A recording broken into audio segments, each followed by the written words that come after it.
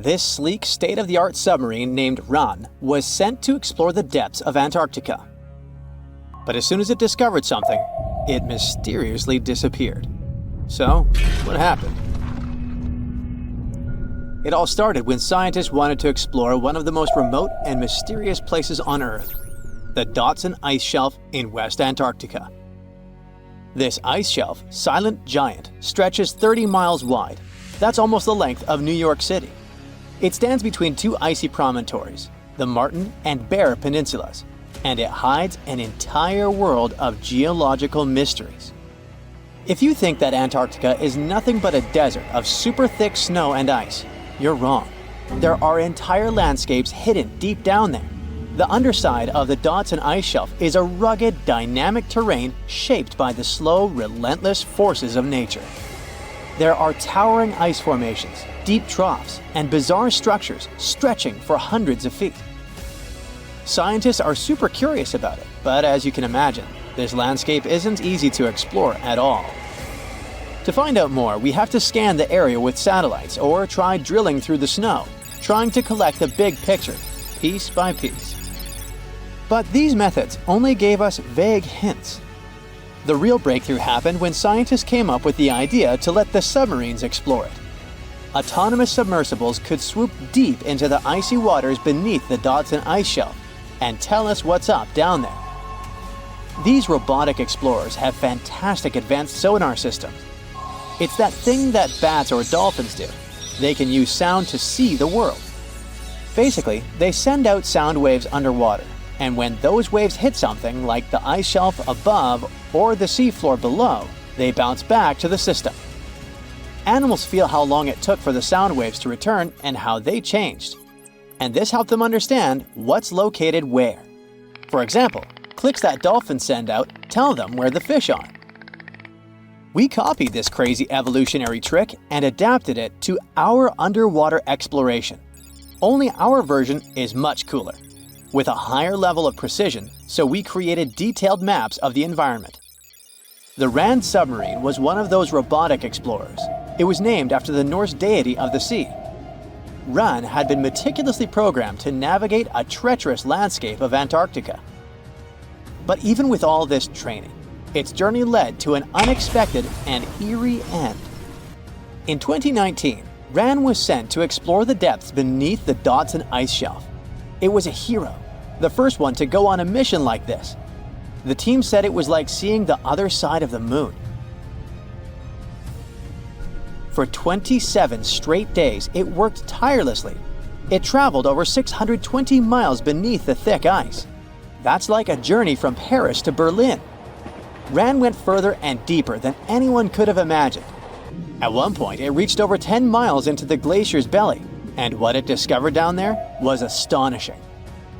Scientists thought there would be some smooth, uniform ice surfaces, but Ran revealed an underside marked by huge cracks, ridges. There were formations that looked like sand dunes, frozen in time. And finally, it found some mysterious swirling and teardrop-shaped patterns. They all looked more like art than geology. This actually tells the story of ice shelves and the ocean around it. Warm water sneaks in under the ice and melts it from below. Sometimes it smooths the ice out, but other times it carves out these weird, uneven shapes that look like patterns and drawings. And some of these shapes are huge, over 1,300 feet long. That's about 3.5 football fields. The reason why they look like swirling doodles is because the Earth spins.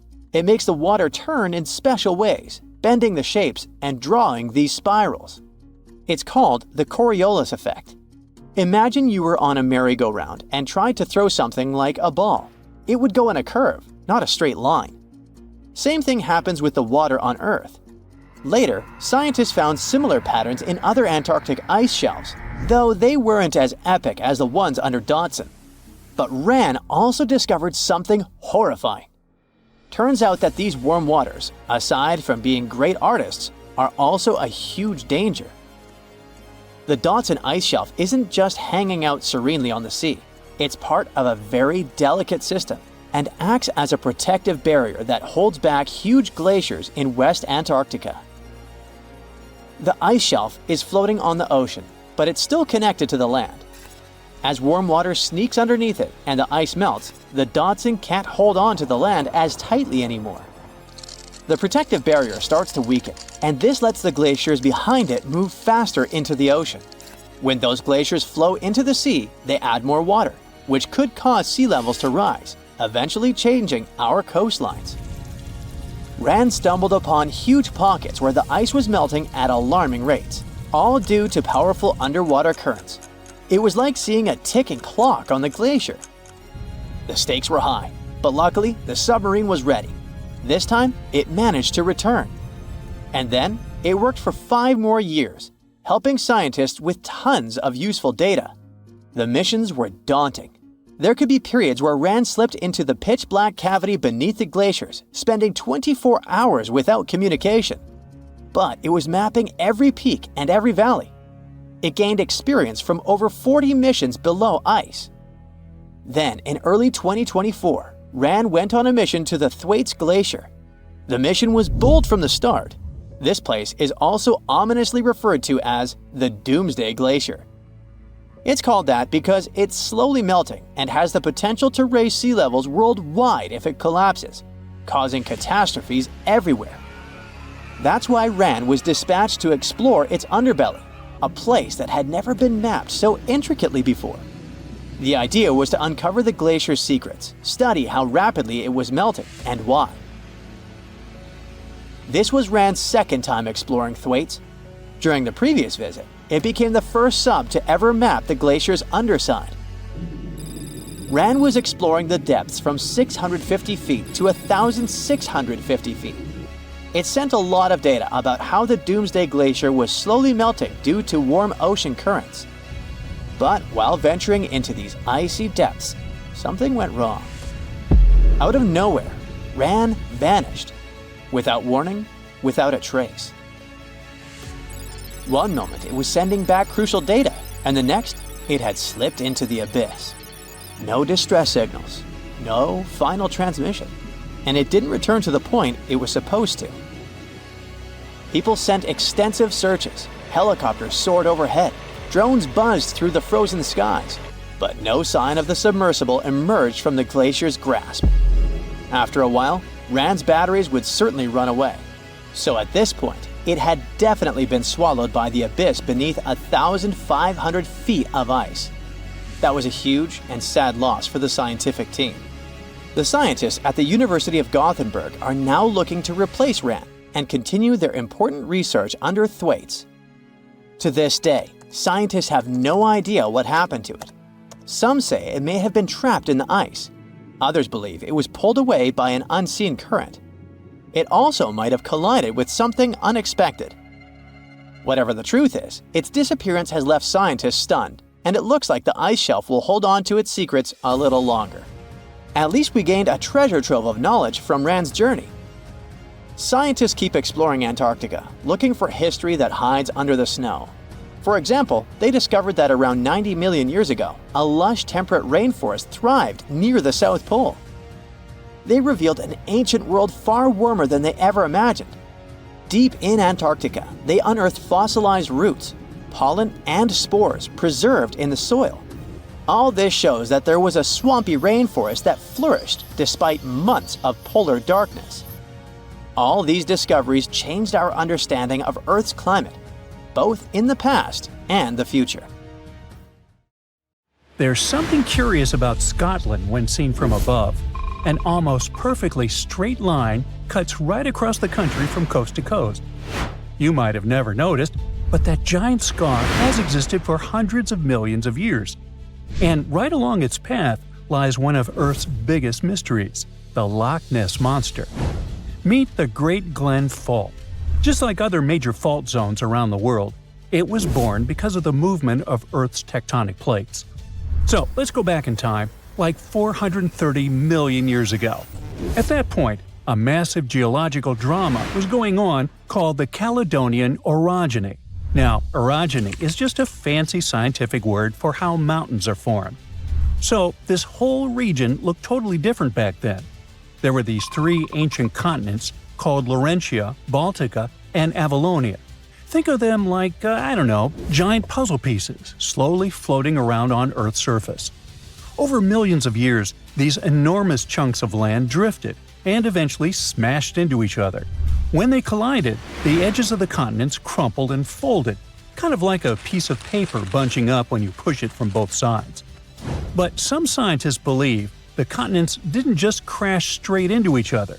Instead, they started sliding sideways past one another. Imagine pressing your fingertips together and rubbing your hands back and forth. That sideways motion is what scientists call a strike-slip fault. What I mean is, these massive blocks of rock move side to side rather than up and down. So, bit by bit, the land on either side of the fault kept inching past each other, shifting by several miles over geologic time. During the late Cretaceous to early Tertiary, which happened roughly 66 million years ago, the region shifted once again. This time, scientists believe the land's displacement was about 64 miles. Then, the ice ages came along. Rivers and glaciers found that giant crack in the Earth and dug it out even more, making it deeper and wider. That's how they carved out the lakes that follow the fault's path. Finally, dump all of that into a geological blender, and there you have it, the Great Glen Fault in all of its majestic glory today. Yep, all that movement of the land helped sculpt the mountains and deep valleys that shape the highlands as we see now. Now the interesting thing is, the story of the Great Glen Fault doesn't stop in Scotland. This scar in Earth's crust actually has a secret twin across the ocean. The fault probably continues on the other side of the North Atlantic, over in North America. But over there, it's no longer one continuous crack. About 200 million years ago, Earth decided to shake things up. That's when the Mid-Atlantic Ridge began forming, basically a giant underwater mountain range that started pushing the continents apart and broke the original fault. So now, the North American side of the Great Glen Fault shows up as what is now called the Cabot Fault, also known as the Long Range Fault. It slices through the length of northwestern Newfoundland in Canada and even stretches out into the Gulf of St. Lawrence. Meanwhile, back in Scotland, the fault lines up perfectly with the Great Glen, a valley about 62 miles long, stretching from Inverness in the northeast all the way to Fort William. And it's filled with gorgeous lochs. One of the largest and most famous of these lochs, of course, is Loch Ness. Yes, I'm talking about the Loch Ness, that mysterious stretch of water that's said to be home to the Loch Ness Monster. You know, the legendary creature with the long neck that likes to poke out of the water every now and then, and that sends shivers down the spines of anyone lucky or unlucky enough to catch a glimpse. At least, that's what people say. But despite many years of searching for the creature, everything from thermal imaging drones to miniature submarines, no one has found any real evidence of the monster. And one interesting fact is that the Loch Ness Monster might be directly linked to the Great Glen Fault.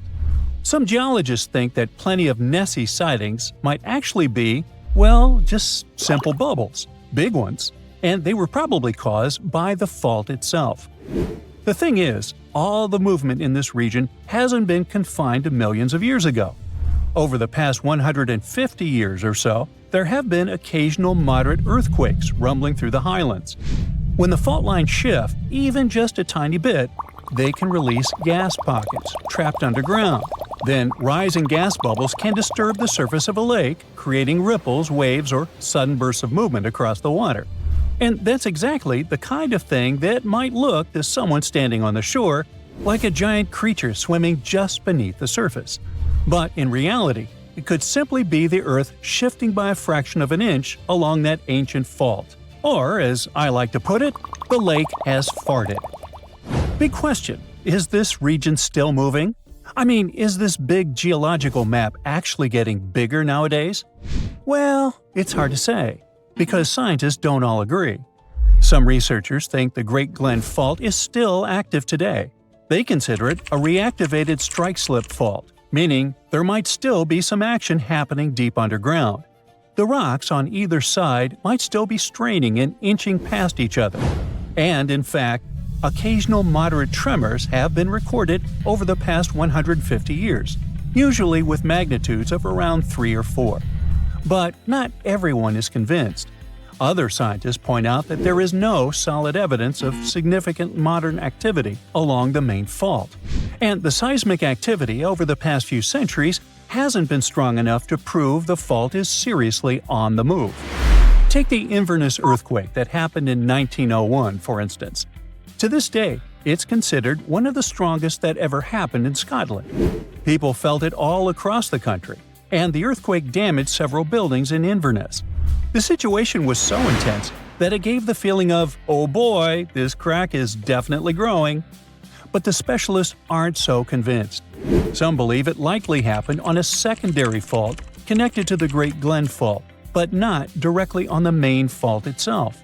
So, once again, it's hard to say for sure whether the Great Glen Fault is still actively moving today. Despite all the different studies and debates over many years, there are only a few conclusions about this huge gap that everyone agrees on. The fault is unusually straight, it is super ancient, and it is extremely deep by any standards. That's not the only cool fact about Scotland's territory, though. Let's travel to the islands that lie off the northwest coast of the mainland, to the Isle of Skye. This place was once home to a wide variety of dinosaurs during the Middle Jurassic period. The thing is, finding dinosaur fossils from this time period is super rare, but the Isle of Skye is an exception. Specialists discovered that about 167 million years ago, give or take, dinosaurs were mingling on the muddy edges of a warm lagoon over there. As they gathered around this ancient watering hole, they left behind layers of overlapping footprints. Specialists first noticed these tracks in the early 1890s, but at the time, they concluded that the impressions were petrified burrows of ancient fish.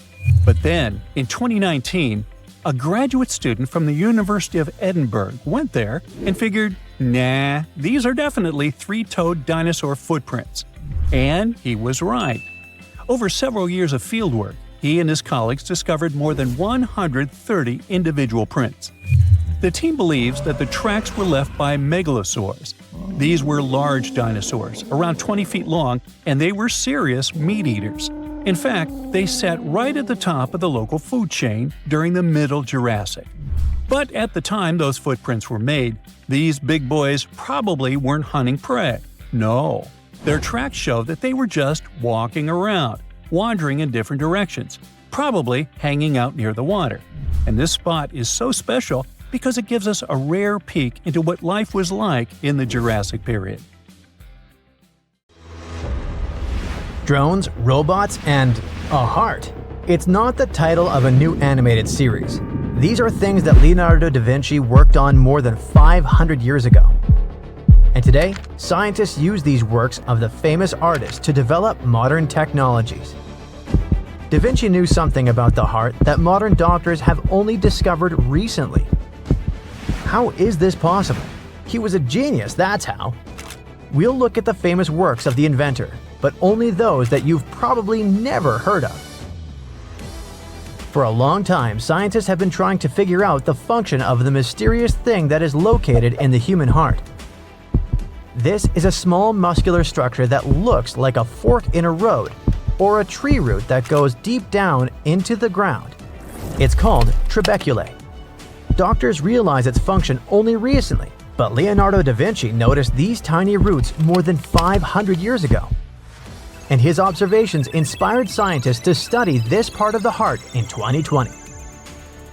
Specialists using MRI scans, computer models, and mathematical formulas to determine what the trabeculae are. And Leonardo da Vinci just drew it in his notebook after carefully examining a dissected human heart. In his diaries, he added thin, lacy lines, like snowflakes, to the image of the heart. Those snowflakes were the trabeculae. The famous scientist suggested that this network was necessary to preserve the heat inside small vessels around the beating heart. The only thing Da Vinci didn't realize was how much this network affected human health. Modern scientists have studied the data of more than 18,000 people and found out that the structure of the trabeculae affect the functioning of the heart and determine the risk of developing cardiovascular diseases. And the most interesting thing is that the structure of these tiny branches is directly related to the human genetic code. That is, DNA dictates the structure of the trabeculae of your heart. But why is it important? Studying the roots of a tree helps to better understand the tree itself and how it withstands storms. The same goes for the trabeculae. These structures show the problem with the heart that a person needs to prepare for. Also, these tiny branches help to better figure out how the heart works. Of course, Leonardo da Vinci hardly knew how to conduct such research, but just imagine what would happen if such scientists lived today. Do you think humanity would be more advanced? Probably yes. And not only in medicine, but also in robotics. Yes, Leonardo da Vinci managed to invent a robot, and it wasn't just any robot. It was a big, mechanical lion. It could move, raise its head, and open its chest, which contained lilies. It was a real Renaissance steampunk. Only Da Vinci didn't use steam engines. He used mechanics and physics. It was not just an invention, but also a diplomatic symbol, an innovation during the Renaissance. You've probably heard of the influential and powerful Medici family. In 1494, they were expelled from Florence for a number of reasons. And of course, they were eager to return to power. But for this, the Medici needed to enlist the support of the French crown. One of the Medici family members was Giovanni de' Medici. He asked Da Vinci to make a beautiful gift for King Francis I that would flatter His Majesty.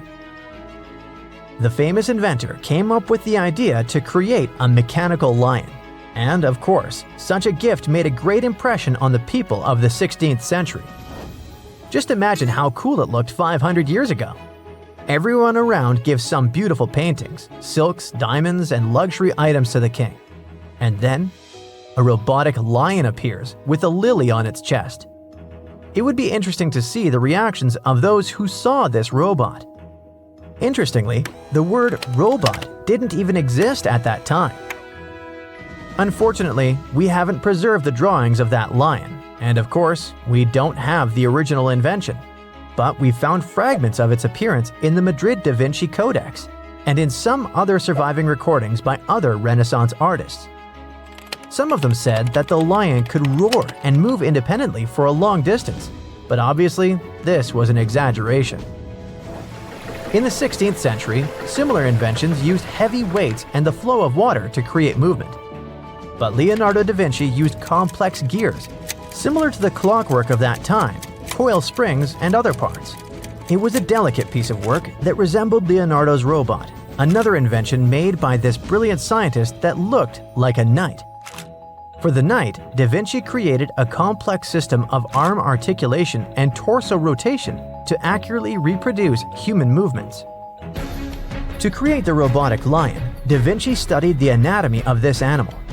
After years of observation and study of internal organs and joints, he used all these to create his masterpiece. In fact, it was an early prototype of modern robotics. All this was long before artificial intelligence, lasers, microchips, and other technologies. At that time, such machines were created not to increase productivity, but to impress and surprise people. Perhaps Da Vinci would have been able to shock the public if he had invented a real flying machine. No, not that famous hang glider prototype, but the prototype of a modern drone. Almost all modern drones have one common problem that scientists around the world are trying to solve. And the solution to this problem was proposed by Da Vinci more than 500 years ago. He drew an image of an aerial screw that resembles an ancient descendant of the modern drone. It had one big rotating screw in the middle, instead of multiple propellers. And it seems that this screw had helped scientists a lot recently. The most urgent problem of drones today is their noise. Drones are everywhere.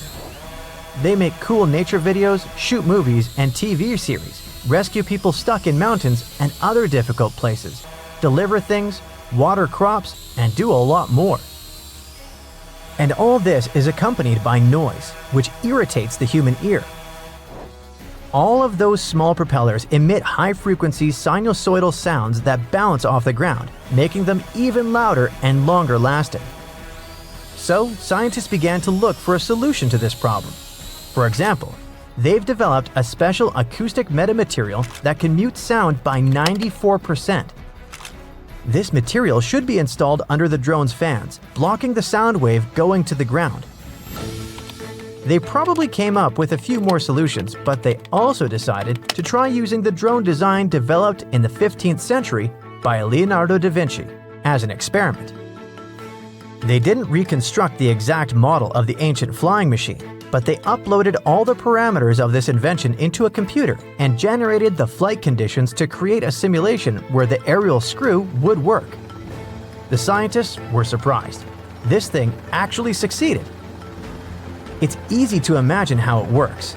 The aerial screw produces rotational movements to create lift, that is, to fly. And it seems that in 2025, this is a rather cumbersome invention. Modern drones with propellers are much more mobile and faster. But the engineers wanted to find out the aeroacoustic noise characteristics and mechanical power of this invention and compare them with today's propellers. Computer simulations showed the aerial screw emitted much less noise and provided higher mechanical power. How is this possible? Thanks to the laws of physics. The surface area of the aerial screw is larger than that of modern propellers. It rotates more slowly, but it creates the same lifting force. This means it consumes less energy. The noise from its wide surface has a lower frequency. The screw releases air vortices along with the sounds, and the sound waves inside the vortices dissipate faster. So it can really help scientists solve the noise problem of modern drones. What does this experiment tell us? That old ideas just get recycled as new ones. In the case of Leonardo da Vinci, this is exactly the case. What do you think? How many more Renaissance superstar inventions can be used for modern technology? It would be cool to create a high-tech company that would specialize in inventions based on Da Vinci's drawings. What would you like to turn into reality? Hey there, curious history buffs! Have you heard the legend of the ancient race of giants of Nevada? Yes, I'm talking about actual giants that allegedly lived thousands of years ago. Now I know what you're thinking. Giants, really? Well, archaeological finds add fuel to this debate too. And here's where it gets interesting. Lovelock Cave was indeed used as a burial site, and some of the remains found there are much larger than average human bones. The cave is by the Humboldt Sink in western Nevada. It was once part of an enormous lake, which eventually dried up, leaving a number of smaller ones, including the Humboldt Sink. The cave became the home of the Saqqara tribe. According to the legend, these red-haired giants were so big that they had to be buried in the cave itself. Indeed, later on, archaeologists discovered 8 to 10 foot tall skeletons. This legend started to unfold when a mining engineer named John T. Reed talked to the locals in 1886. Once Reed saw the cave, he knew he was onto something. The news spread soon, but the cave was attracting another type of attention too. The deposits of a fertilizer known as guano were discovered inside the cave. So a mining company began excavating the precious resource in 1911 and soon shipped more than 250 tons of the fertilizer to San Francisco. Unfortunately, some of the human remains and artifacts were neglected and lost in the mining process. This led to an official excavation in 1912 and 1924. After the top layer of guano had been mined, strange objects started to surface. Around the area, the earliest evidence of human habitation dates back about 4,000 years. The Lovelock culture lasted for some 3,000 years, and they left us with 10,000 stunning artifacts. The pits in the cave were like a series of time capsules hidden at different depths. Archaeologists determined the age of each pit by its depth.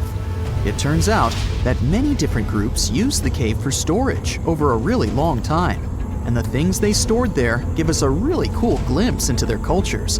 It's like a giant ancient storage unit full of hidden treasures. What have the researchers found besides the giant bones, you might ask? Some other bodies were mummified using a method similar to the one applied by ancient Egyptians. These remains also had something in common with the bodies discovered as far south as Lake Titicaca. Both mummies had some red hair. Yet, there are scientists who believe this reddish hue is the result of the interaction with the environment in which the bodies stayed. So, while the story of the red-haired giants may be a wild and intriguing tale, not everyone is convinced. Some experts believe that the bones found in Lovelock Cave are simply the remains of prehistoric animals, like mammoths or sloths. But others insist that there's something more to the story. Other relics, such as finely crafted baskets and exquisite duck decoys made from tule fibers, were also found there. In any case, this cave is worth the attention it gets. By the way, you can still visit this cave today and see the pits of different depths with your own eyes. But let me tell you one thing. It's in a hot, dry, and isolated place. Archaeologists have made another discovery that seems to be straight out of a legend. They think they found the palace of the one and only Odysseus, who was the legendary Greek king of Ithaca and the hero of Homer's epic poem. Move over, Indiana Jones. We've got some real-life adventure happening here from around 1300 BCE. Apparently, this is the only palace mentioned in Homer's epic poems that hasn't been found. The excavations have been made on the Ionian Islands, and the view from the ruins found on the island of Ithaca are exactly as described in the Odyssey, says the professor who led the excavation team. Known to the ancient Romans as Ulysses, the Greek hero took 10 years to return home to Ithaca after the fall of Troy. For many years, Homer's other epic, called the Iliad, which tells the story of the protracted siege of Troy by the Greeks, was regarded as a myth too. But then, in the 1870s, Troy was rediscovered in modern-day Turkey's Çanakkale city. So, if they found Troy, who's to say they couldn't find Odysseus' home? The researchers were following Homer's words as a roadmap. The excavation site has a building complex with 2 levels. It has important finds, such as storerooms and workshops, a complicated drainage system, and fragments of pottery. It also has a well from the 8th century BCE, which is around the time when Odysseus is believed to have been the king. Yet, not everyone is convinced that the team has actually discovered the home of Odysseus. A British researcher named Robert Biddlestone insists that Homer's description of ancient Ithaca isn't very similar to the island that now has its name, and that Odysseus' kingdom was actually on the Isle of Cephalonia. However, Italian archaeologist Adriano La Regina might have a more realistic approach to this debate. He says that whether this find has a connection to Ulysses or not, what's more important is the discovery of this royal palace. Once upon a time, in a land far away, the Klamath Indians spread a legend about the creation of Crater Lake. Okay, maybe this land is not that far away, and it still exists. You can find it in south-central Oregon, in the western United States. Anyway, the legend has it that this lake was formed in a vicious battle between 2 volcanoes, Mount Mazama and Mount Shasta. Then the spirits of Earth and the Sky, which are Lau, who ruled the below world, and Skell, the chief of the above world, joined the fight. It turned into a geological drama. During the battle, darkness veiled the land. The fight was over when Mount Mazama collapsed and sent Lau back into the underworld. Then the rain filled the pit and created a lake in the place where the mountain had once stood. Flash forward to our time. Scientists have discovered that Mount Mazama did erupt 7,700 years ago. Artifacts found in the area prove that the legend indeed contains some details about the explosion. The tale says that red-hot rocks were flying through the sky. This happened during the volcanic eruption that caused the mountain to collapse. This created the volcanic caldera, which later on got filled with water. What makes this legend came true story unusual is how long it has existed. According to researchers, these types of verbal stories lose their credibility within 600 to 700 years. That's why the legend about the creation of Crater Lake is so unique. So many generations, for hundreds of years, have been accurately passing down the information. This volcanic crater lake is now in a national park. It's famous for its deep blue color. The water in it is extremely clear. If you visit it today, the water you'll see won't be the same as for someone who will visit the place 250 years later.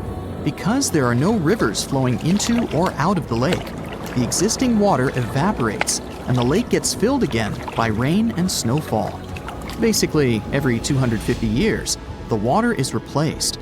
Plus, this lake is almost 2,000 feet deep, which makes it the deepest lake in the United States. Swimming is okay in the lake, but there's only one legal and safe trail to get to the shore. There are other activities, such as fishing and boat tours. Shared human experiences, such as birth, marriage, and aging, may explain why certain tales are shared globally. Similar struggles and obstacles faced by humans around the world generate similar themes in traditional stories about love, parenting, and mortality. So, do you have legends or tales you've heard of from your grandparents? Who knows? Maybe your ancestors too witnessed a cool historical event. You're digging in Egypt's famous Saqqara necropolis, also known as the ultimate VIP graveyard for pharaohs, when suddenly you find a giant pink door hiding something no one knew existed. Behind this giant stone door, one that wasn't supposed to open, by the way, you find a lost tomb of Egyptian royalty. Alright, history lovers, it's time to buckle up because archaeologists just pulled off something straight out of an Indiana Jones movie. Let's travel all the way to Saqqara, one of Egypt's most mysterious and treasure-packed ancient sites. The star of the show? The prince you've probably never heard of, Prince Userefre, son of King Userkaf. No one important, just, the founder of Egypt's 5th dynasty. No big deal. But the way his tomb was discovered… It all started with a massive door, made of pink granite, no less. But this isn't just a regular stone slab. This thing is about 14 to 15 feet tall and 4 feet wide. A giraffe could easily walk through it. This door is also definitely heavier than your neighbor's SUV. But here's the twist. It wasn't a real door. It was a false door, a symbolic gateway meant to allow the spirit of the deceased to pass between the world of the living and the afterlife. Normally, that's where the story ends. After all, false doors are common in tombs. But this one was extra special. You see, false doors were usually made out of limestone, which was pretty common and found everywhere in Egypt. To build one out of red or pink granite, people had to bring these rocks from a quarry located 400 miles away. And you can bet this wasn't a cheap trip. According to Egyptologists, this is the first time a false door of this size and material has ever been found in Egypt, making it a totally unique piece of architecture. Aside from being super expensive, this one had a surprise behind it too. When the team of researchers investigated further, they realized that this false door actually hid a real entrance. And what did it lead to? A hidden tomb, packed with statues, relics, and secrets from over 4,000 years ago. The tomb belonged to Prince Userefre, but you can call him Wasar-Efra, or Wasar-Efra too. Despite being totally erased from history, this fella was no minor noble. The hieroglyphs on the pink granite door listed him as the hereditary prince, governor of Buto and Nekeb, royal scribe, minister, judge, and priest of chance. Phew! He was like the ancient Egyptian version of Daenerys Targaryen. These inscriptions not only identify his political and religious roles, but also suggest he held significant power in Lower and Upper Egypt, bridging both regions through his titles. One title in particular, the priest of Saqqara, links him to the deity of the necropolis, the one with the falcon head. This god was the patron of the living and god of the dead at the same time. So I guess the Forgotten Prince was sort of a big deal, considering that his tomb was placed in such a prestigious location within Saqqara. What's even more mysterious is that Prince Userefre doesn't appear in official king lists or royal family trees, which makes us wonder if he passed away before he could rule, or if his legacy was deliberately erased in one of ancient Egypt's classic political dramas. Some scholars now believe his erasure might be connected with shifting religious or political power struggles during the early 5th dynasty, especially as his father Userkaf was reshaping Egypt's religious order. And speaking of his father, King Userkaf was a total game changer. He wasn't just the founder of the 5th dynasty, he also kicked off a religious revolution by promoting the sun god Ra over older deities. That's right, Userkaf built the very first sun temple at Abu Sir, setting off a dynasty-wide obsession with solar worship. After Userkaf wrapped up his short but revolutionary reign, a whole lineup of pharaohs took the stage. Sahure, Neferirkare, Nusere-Ini, basically the boy band of the 5th dynasty. And these guys were all about two things: building pyramids and making money. They weren't just stacking stones, they were expanding Egypt's influence, opening up trade routes to far-off lands and blinging out their temples like it was nobody's business. Back in the tomb, things got even cooler. There was a beautiful red granite offering table covered with inscriptions detailing ritual foods, like an eternal menu for the afterlife, because they believed the deceased could magically eat this food. Fun fact, it was the funerary priests and their families that actually ate the food. There were also pottery shards, amulets, and painted walls, but the real showstoppers were the statues. And this is exactly where things get weird, in a good way. The team found statues of King Djoser, the guy who built Egypt's first pyramid, his wife, and their 10 daughters, inside Prince Userefre's tomb. Hold up, Djoser lived a few centuries before Userkaf, so what were his statues doing there? Turns out, scientists don't really know. These statues were built during the reign of King Djoser himself and probably belonged to that first ever built pyramid. Experts believe these statues were probably relocated during the 26th dynasty, thousands of years after Djoser, maybe to protect them from destruction, or maybe because they were still venerated. Basically, ancient Egyptians were hoarders, but classy ones. Scientists also know for a fact that some engravings and statues found there were made way later, which means that this tomb probably turned into a deposit for fancy stuff. Or maybe this was just really ancient interior decorating. Anyway, that wasn't all. There was another pink granite entrance on the eastern side of the tomb, with inscriptions linking back to King Neferirkare, another 5th dynasty pharaoh who also tried to build his own pyramid, but failed. And near this second entrance, archaeologists found something never seen before in Saqqara: a set of 13 pink granite statues, all sitting in a row on a high-backed bench, like they were waiting at the DMV of the afterlife. Some had elevated heads, probably representing the prince's wives, while others were missing their heads entirely. One black granite statue was found upside down. Maybe it had taken a tumble sometime during the tomb's long, quiet centuries underground. According to archaeologists, the positioning and head shapes suggest that these statues followed a strict social hierarchy, with the central figures likely representing higher status individuals, while the headless ones might indicate unfinished work or later vandalism. And speaking of black granite statues, another one was found standing proudly inside the tomb. Based on its design and inscriptions, it looks like it was placed there during the 26th dynasty, the same time those Djoser statues were probably moved in. This suggests the tomb didn't just sit abandoned, it was reused, adapted, and maybe even honored by later generations.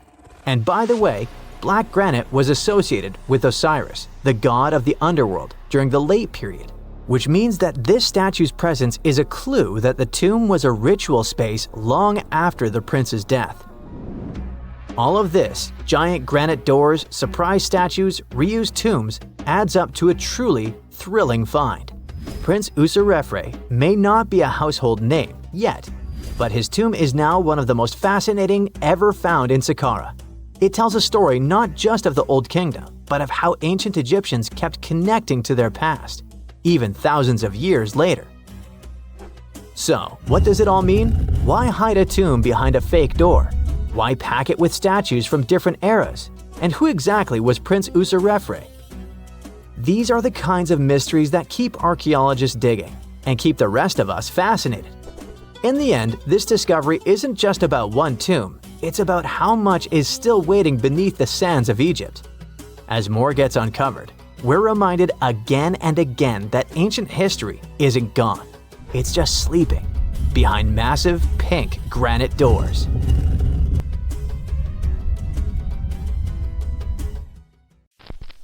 For years, the world's most valuable shipwreck was just a legend, until now. It has finally been found, and among the wreckage was a real treasure worth $1.1 billion. To understand this better, we need to go back to 1622. That year, the mighty Spanish galleon Nuestra Señora de Atocha set sail from Havana, packed with riches belonging both to King Philip IV of Spain and to the wealthy members of the crew. We're talking about gold, silver, copper, and emeralds from Colombia, Peru, Mexico, and Venezuela. The cargo was so large, totaling more than 40 tons, and so vast that it took 2 months to transport it to the ship. The ship was also packed with people. There were 265 people on board. At first, everything went well, but then came the Florida Straits and trouble. The crew found themselves lost in the night that was not only cold, but also stormy. And before long, they were facing a powerful hurricane. The wind tore the masts apart. Giant waves destroyed the rudder, and soon, the Atocha was sinking toward the darkness of the seabed. The disaster that night meant a huge loss of wealth for King Philip IV, but even worse was the loss of life. Of the original 265 crew members, only 5 survived. They managed to climb up the mizzen of the ship, the only part that remained above water. With all that treasure gone, the Spanish were quick to spring into action and devised a salvage operation. 5 ships were sent to recover the cargo. The plan seemed simple and easy. After all, the hatches were securely locked, so the treasure could still be there. But almost immediately, things went wrong. For example, one of the 5 ships ran aground before it could even begin its journey. In the end, the search dragged on for 60 years, and many factors contributed to the mission's failure. That may not seem so bad today, but back then, divers didn't have the technology or safety equipment that we have today.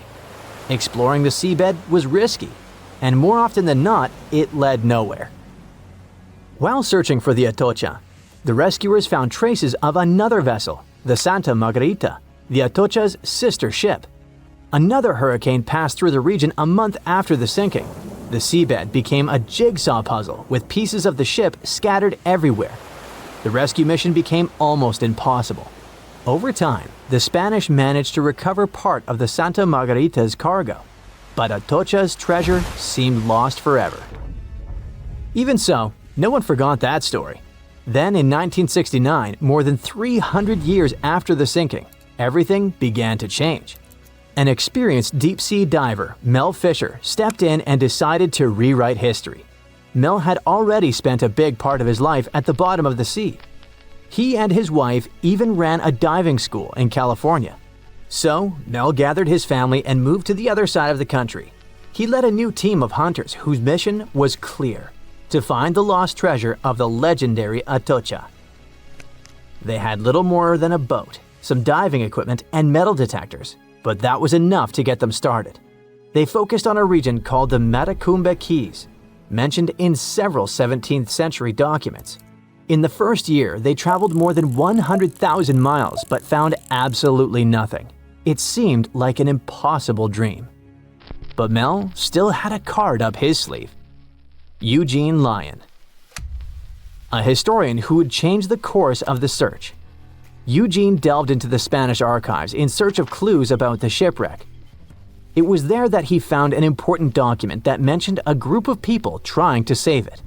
On the last page, it was mentioned that an area 100 miles from where Mel was searching had been the scene of the main exploration. This little piece of information was the needle in the haystack they needed. They rerouted the ship and soon arrived at the new location. But there was a challenge. That part of the ocean was deeper and the visibility there was almost zero. It was difficult to see your own hands. However, Mel knew how to deal with the adversities of diving and came up with a simple and brilliant solution. He installed 2 large tubes on the boat called letterboxes. Those tubes could be lowered in front of the propellers. The idea was ingenious. They sucked clean water from the surface and directed it to the bottom of the sea, exactly where the divers were.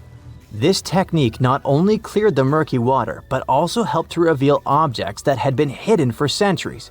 And still, the search took 16 years. During that time, Fisher found many lost items. Then, in 1971, they discovered a huge anchor. This was the first clue that they were close to finding the Atocha.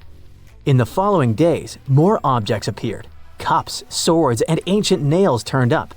To keep everything organized, the team created a circular map.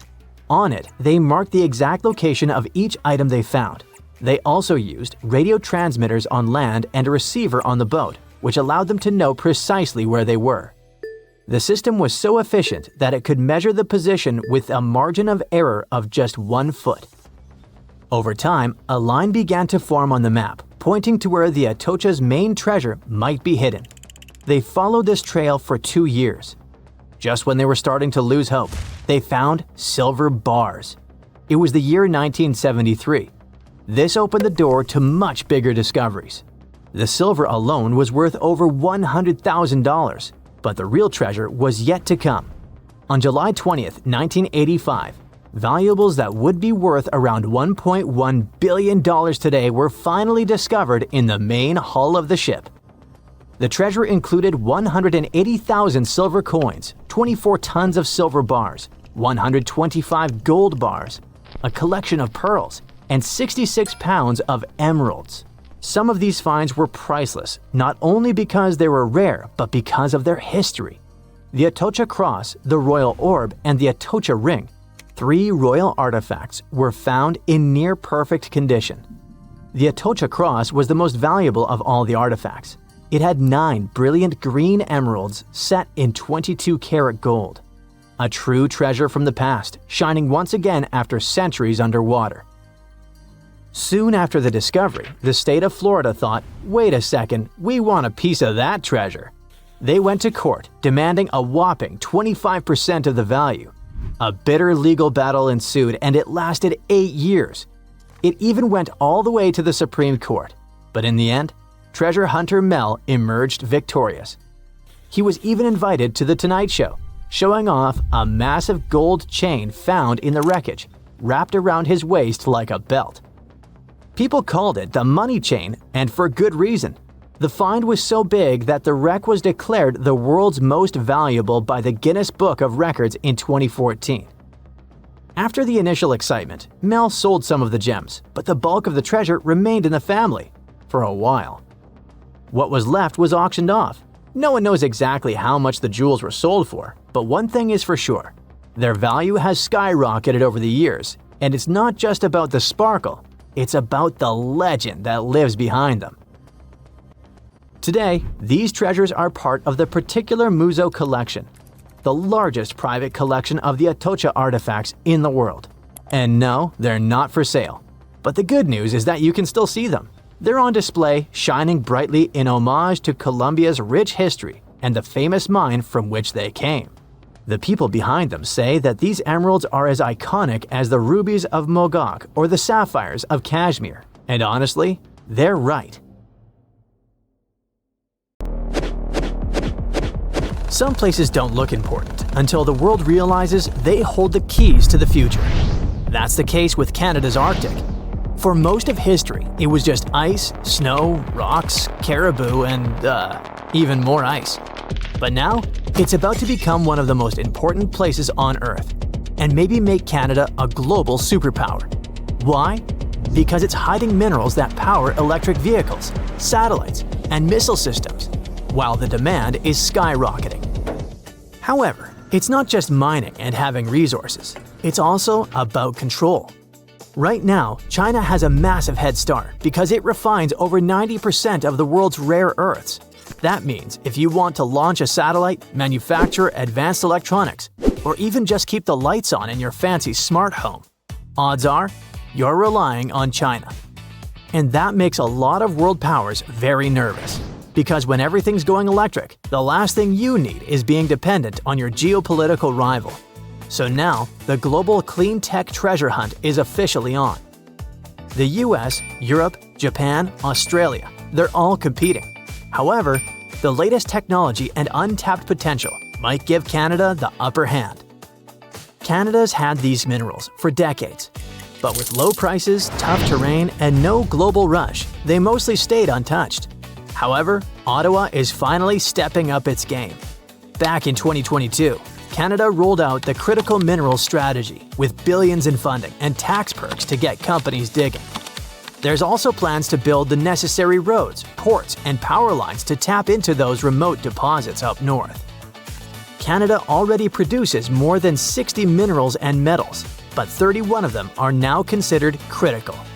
6 of those are having VIP treatment: lithium, graphite, nickel, cobalt, copper, and rare earth elements.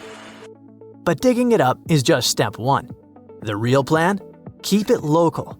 Melt that frozen treasure into shiny new batteries right at home. That means not just mines, but also refineries, processing centers, and high-tech factories popping up where there used to be nothing but snowdrifts and silence. While others are talking, Canada's busy paving roads and stringing power lines. Slowly but surely, they're turning snowfields into a high-tech playground. Getting to all that buried treasure used to be nearly impossible. After all, we're talking about land so remote that roads literally stop hundreds of miles too early. The ground is frozen solid for most of the year. And even if you found something valuable, just getting out was a logistical nightmare. So what changed? Canada has an ace up its sleeve. Don't know about you, but I use it mainly for making memes and music. But geologists, they're scanning the Arctic like it's Minecraft with X-ray vision. Instead of drilling blind, they're using decades-old core samples, plugging them into AI, and getting shockingly accurate predictions about what's underground. It's like upgrading from a pirate's treasure map to a GPS that actually says, "Dig here." Companies like Geologic AI and Cobalt Metals are already doing this, pouring data into AI and getting X marks the spot hits for nickel, cobalt, and rare earths. In the Northwest Territories, Canada is running a pilot lab that uses AI and digital scanning to reanalyze decades-old rock samples. The goal is to spot hidden mineral deposits that old methods might have missed without digging a single new hole. All that sounds great, but maybe I made it sound simpler than it is. Digging up the Arctic is a logistical nightmare. For starters, this isn't just a remote patch of land. The Canadian Arctic is huge. Almost half the country, stretching over Yukon, the Northwest Territories, and Nunavut. We're talking about a region larger than India, with fewer people than a small city. Most of it is permafrost, wilderness, or ice-covered islands scattered across the Arctic archipelago. Temperatures go from barely 50 degrees Fahrenheit during summer to negative 40 degrees Fahrenheit or colder, with ground that stays frozen for most of the year. Fun fact, did you know that negative 40 degrees happens to be the same as negative 40 degrees Celsius? It's the one temperature where both scales intersect. They climb at different rates, but eventually cross paths when it gets cold enough. Just a small trivia nugget for weather nerds like me. Anyways, you can't just roll in a truck and break ground in the Arctic. Up there, roads just stop. Want to build something? It can take years, and one nasty winter can put everything on ice. And if you want to continue up north, you need more of everything. More food, more fuel, more machines, which means even more money. Speaking of money, another chilling fact is how much this all costs. Mining in the far north is way more expensive than doing it in, say, Australia or Chile. An AI might tell you where the minerals are, but people and big machines still have to dig, and that costs a fortune. But that's not all. Most of the Canadian North is Indigenous land. First Nations, Inuit, and Métis communities have lived there for thousands of years, and mineral hotspots often sit right on their ancestral grounds. So when Canada talks about unlocking the Arctic, It's not just a question of roads and robots. It's a question of partnership and collaboration. And that's not optional. Legally, projects on indigenous land require consultation and, in many cases, consent. The good news, some communities aren't just involved, they're leading the way. In regions like Nunavut and the Northwest Territories, indigenous-owned corporations and world powers are already shaping how development happens on their terms. If Canada wants to pull this off, it's going to need more than tech and funding. It's going to need trust.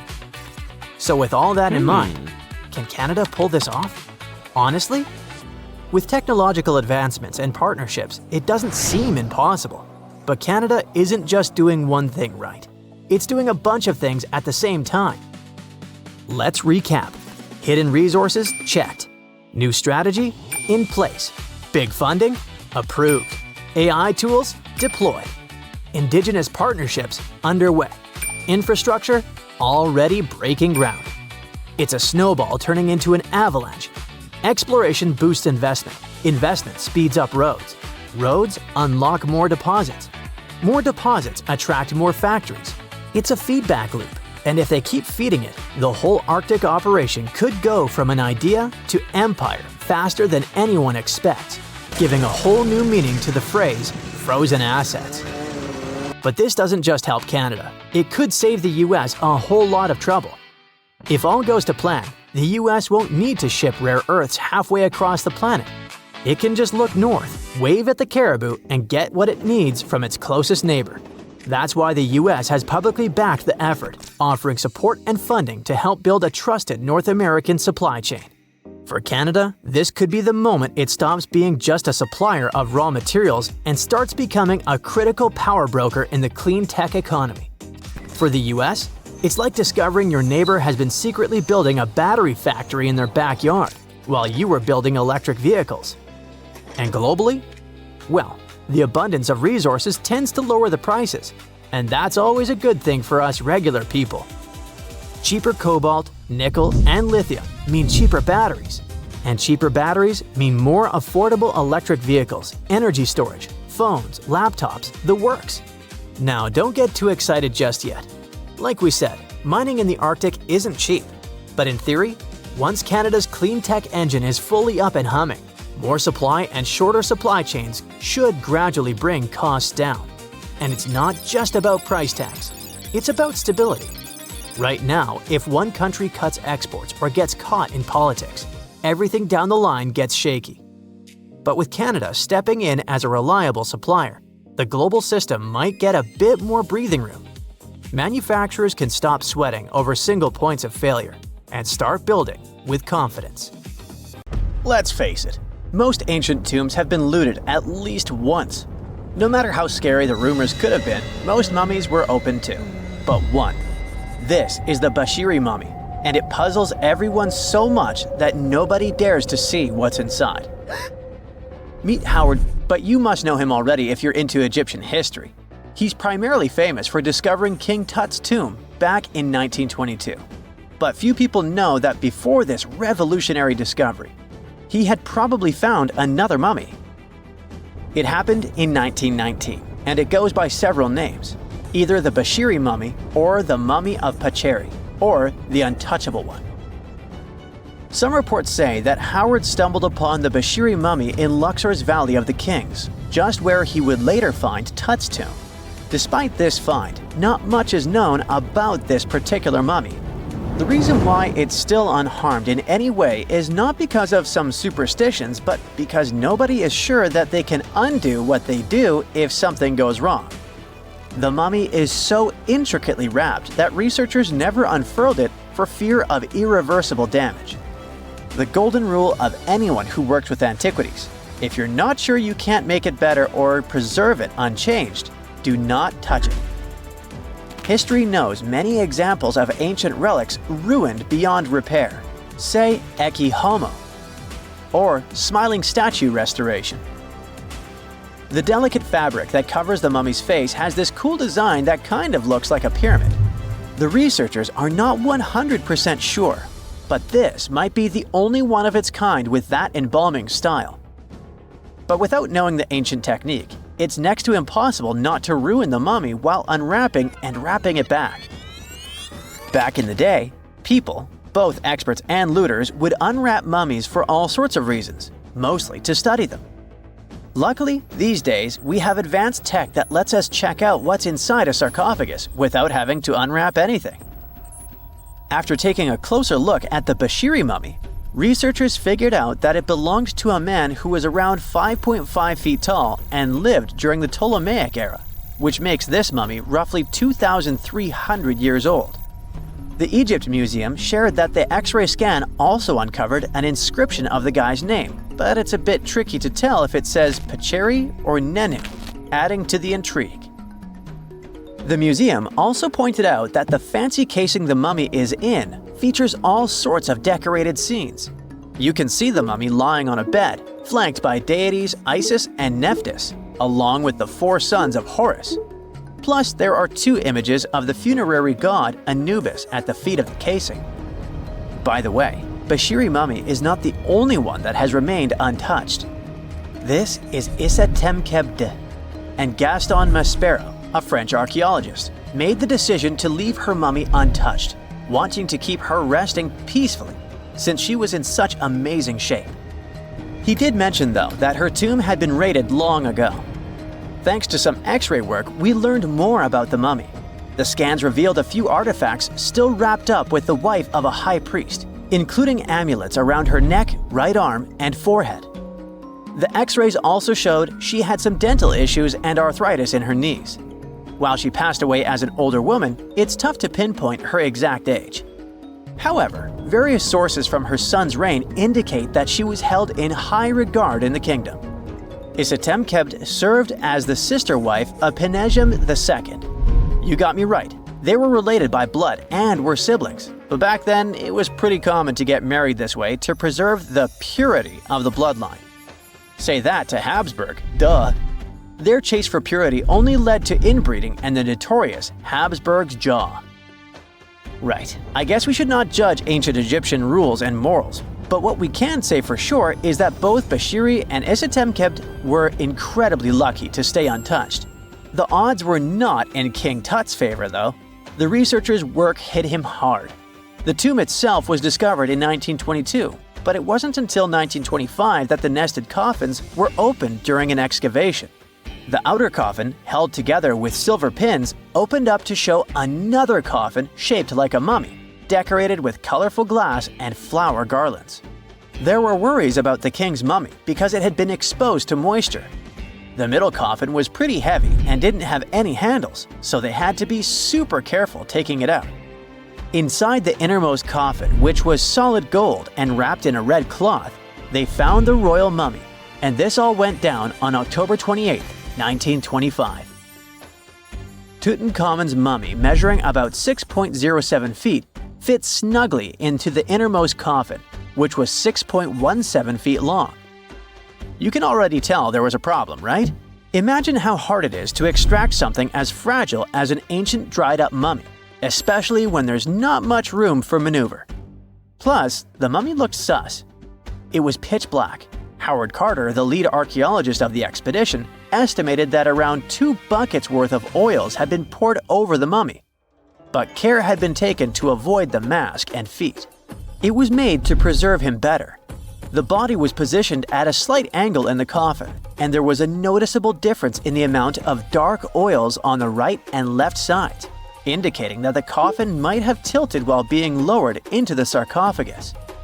This oil created moisture inside the coffins, and over time, it reacted chemically, which Carter described as a sort of slow, spontaneous combustion, leading to the carbonization of the linen wrappings. Unfortunately, the combination of heat and moisture took a toll on the mummy's trappings as well. The crooked flail fell apart, the resin scarab cracked, and the threads holding the hands and mummy's bands started to decay, making everything quite fragile. Plus, the oils hardened over the years, effectively gluing the mummy and mask to the coffin's bottom. To try and separate the mummy from the inner and middle coffins, they were placed in the sun for several hours, reaching temperatures of 149 degrees Fahrenheit. Despite this effort, the mummy remained stuck, so the initial examination had to be done right where it was. The first part of Tutankhamun's mummy the researchers checked out was his lower legs and feet, meaning they started the examination from the bottom up. As they peeled back the bandages, they uncovered the first of many treasures wrapped up with the king. They took their time to carefully document and photograph everything they found. The inner layers of bandages were in pretty bad shape, mostly turning to dust, making it tough to figure out how everything was originally wrapped. Still, the overall methods matched what was seen in other nobles' mummies from that time. Lots of folded linen pads were used to shape the torso and thighs. The outer and inner bandages were made from fine linen, while the middle layers were coarser. They had some intricate bandaging around the shoulders and chest with a similar style around the groin. Each limb, along with fingers and toes, which were fitted with gold caps, was wrapped separately. Tutankhamun even wore gold foil sandals on his feet. They hoped to separate the mummy from the coffin by removing the outer bandages, but the resins had stuck the body to the coffin. So, the researchers ended up chiseling it out.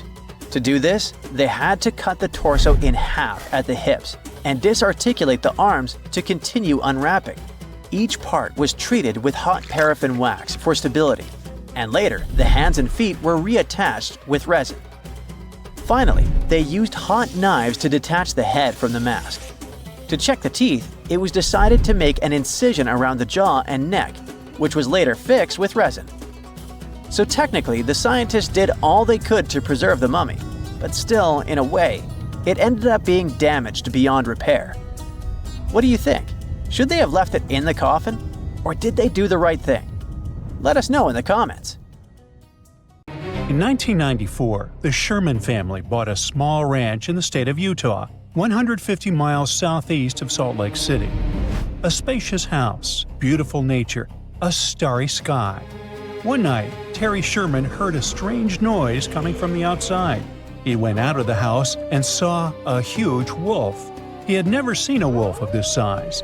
Terry chased the animal away and ran after it, but the wolf's tracks were lost. It was as if it had disappeared into thin air. This was just one of the many creepy and strange cases that occurred at Skinwalker Ranch. The land where the farm is located used to be inhabited by the Ute people. In the past, they clashed with the Navajo, who, according to legend, sent skinwalkers on them. According to locals, a skinwalker is an evil witch who can take the form of any animal or human. There are rumors that skinwalkers still wander in this area. Perhaps the Sherman family saw one of them, but it's not that important. The fact is that the appearance of the huge wolf was just the beginning. Over the next 2 years, the family reported strange flashes of light, mysterious objects in the sky, crop circles, and mysterious voices that seemed to hover overhead. But the worst thing was the damage to livestock. The Sherman family, fortunately, acted contrary to all the cliches of horror movies. In 1996, they sold the cottage to Robert Bigelow, a man who had a lot of money and was interested in buying this particular ranch. But why? Because Robert Bigelow was a fan of strange, unusual phenomena. He founded the National Institute for Discovery Science, or NIDSI, and the area where Skinwalker Ranch is located had been the center of attraction for creepy things. Since the 1950s, there have been hundreds of reports of mysterious objects in the sky in this region. And no, those are not your typical round flying saucers. People talked about different bright lights that took the form of doorways or portals. So, Robert Bigelow and his NIDSI reported on glowing figures and animal diseases. But over the years of research, they could not provide any reliable evidence of the existence of something extraordinary. People saw all those strange phenomena, but their equipment didn't catch anything. So it all looked like a big hoax. But in 2016, something interesting happened. Skinwalker Ranch was sold to an anonymous buyer. 4 years later, the new owner did something no one had done before. Now imagine how cool it would be if all the strange phenomena were recorded not on old video cameras with poor quality, but on cool equipment with high-resolution video recording, powerful microphones, thermal imagers and sensors. And what if you could also watch a live broadcast using this equipment? Well, that's exactly what the new rancher did. His name is Brandon Fugel, a real estate mogul from Utah. He not only bought the ranch, but also signed a contract with the History Channel to create a show, The Secret of Skinwalker Ranch. The point of this project is to apply a scientific approach to unexplained phenomena. To do this, he turned the ranch into a big reality show that's been running for 5 years. The first thing Brandon Fugel stated was that there would be no falsifications, fakes, or computer graphics. No show exploring strange phenomena can compare with this one in terms of realism and authenticity. Fugel uses thermographic imaging systems, plane transponder data receivers, magnetometers, special cameras that detect infrared radiation and convert it to images, and other complicated scientific equipment.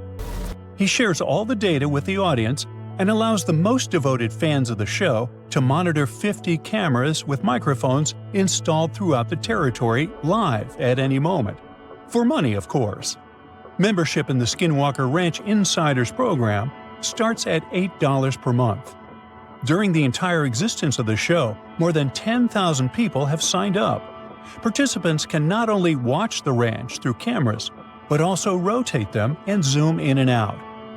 In addition to cameras and thermal imagers, Fugel launched special lasers into the sky that reflect off any surface.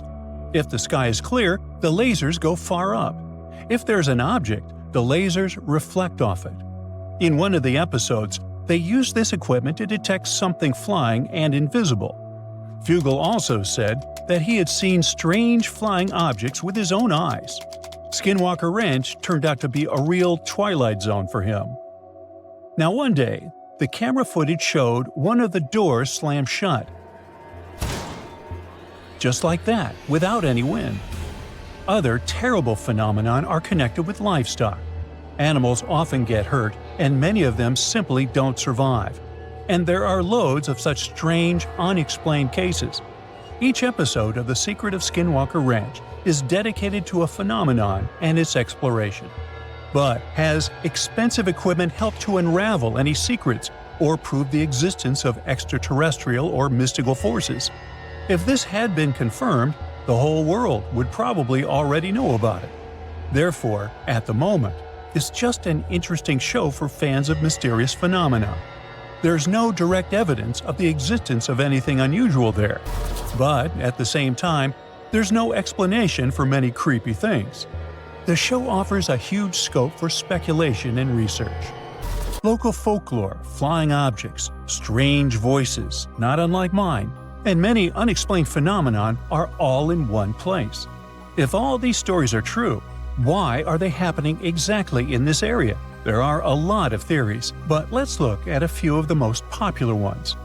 The first and most obvious one. Imagine that you have a popular show that makes you money. People watch it only because it shows mysterious, inexplicable things. But what if there's an explanation? In this case, the popularity of the show will drop and you'll lose money. It's logical, but why would a real estate mogul with a fortune of several $billion deceive people? Besides, if you watch some episodes, you'll see that Fugel is truly passionate about this project.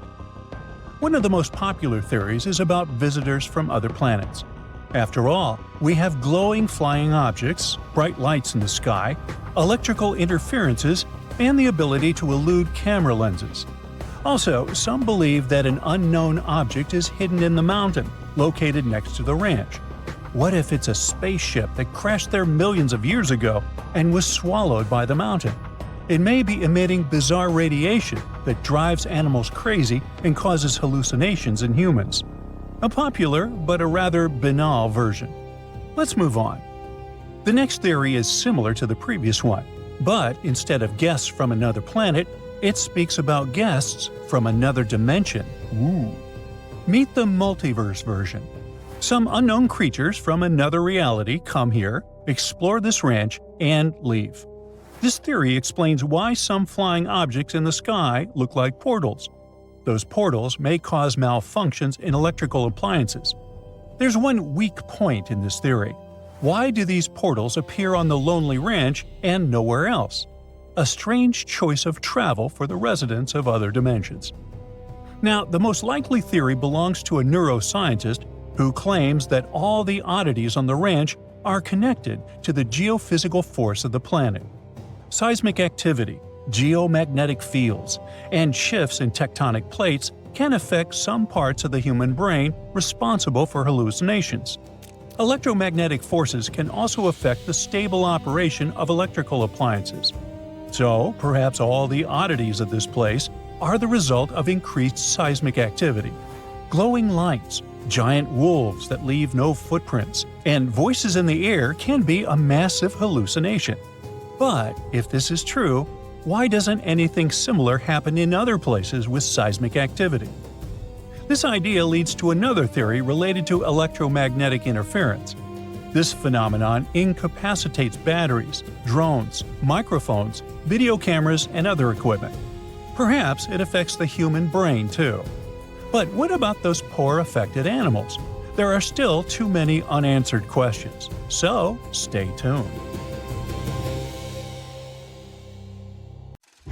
Now, this bad boy was the size of a husky and could maybe pass for one, except it didn't have any fur and was a top predator with extra long, blade-like canine teeth. Ooh, charming. Meet the earliest known saber-tooth animal to have ever lived. It roamed the Earth well before the dinosaurs. Scientists made the description of this creature based on its fossils found on the Spanish island of Majorca in the Mediterranean Sea. About 200 million years ago, none of us were around then, the very first true mammals appeared, and they lived right alongside the dinosaurs. But if we trace the family tree of mammals even further back, we'll find an ancient group called Therapsids. They didn't look like mammals we have today, but they had some key features that would eventually help define mammals.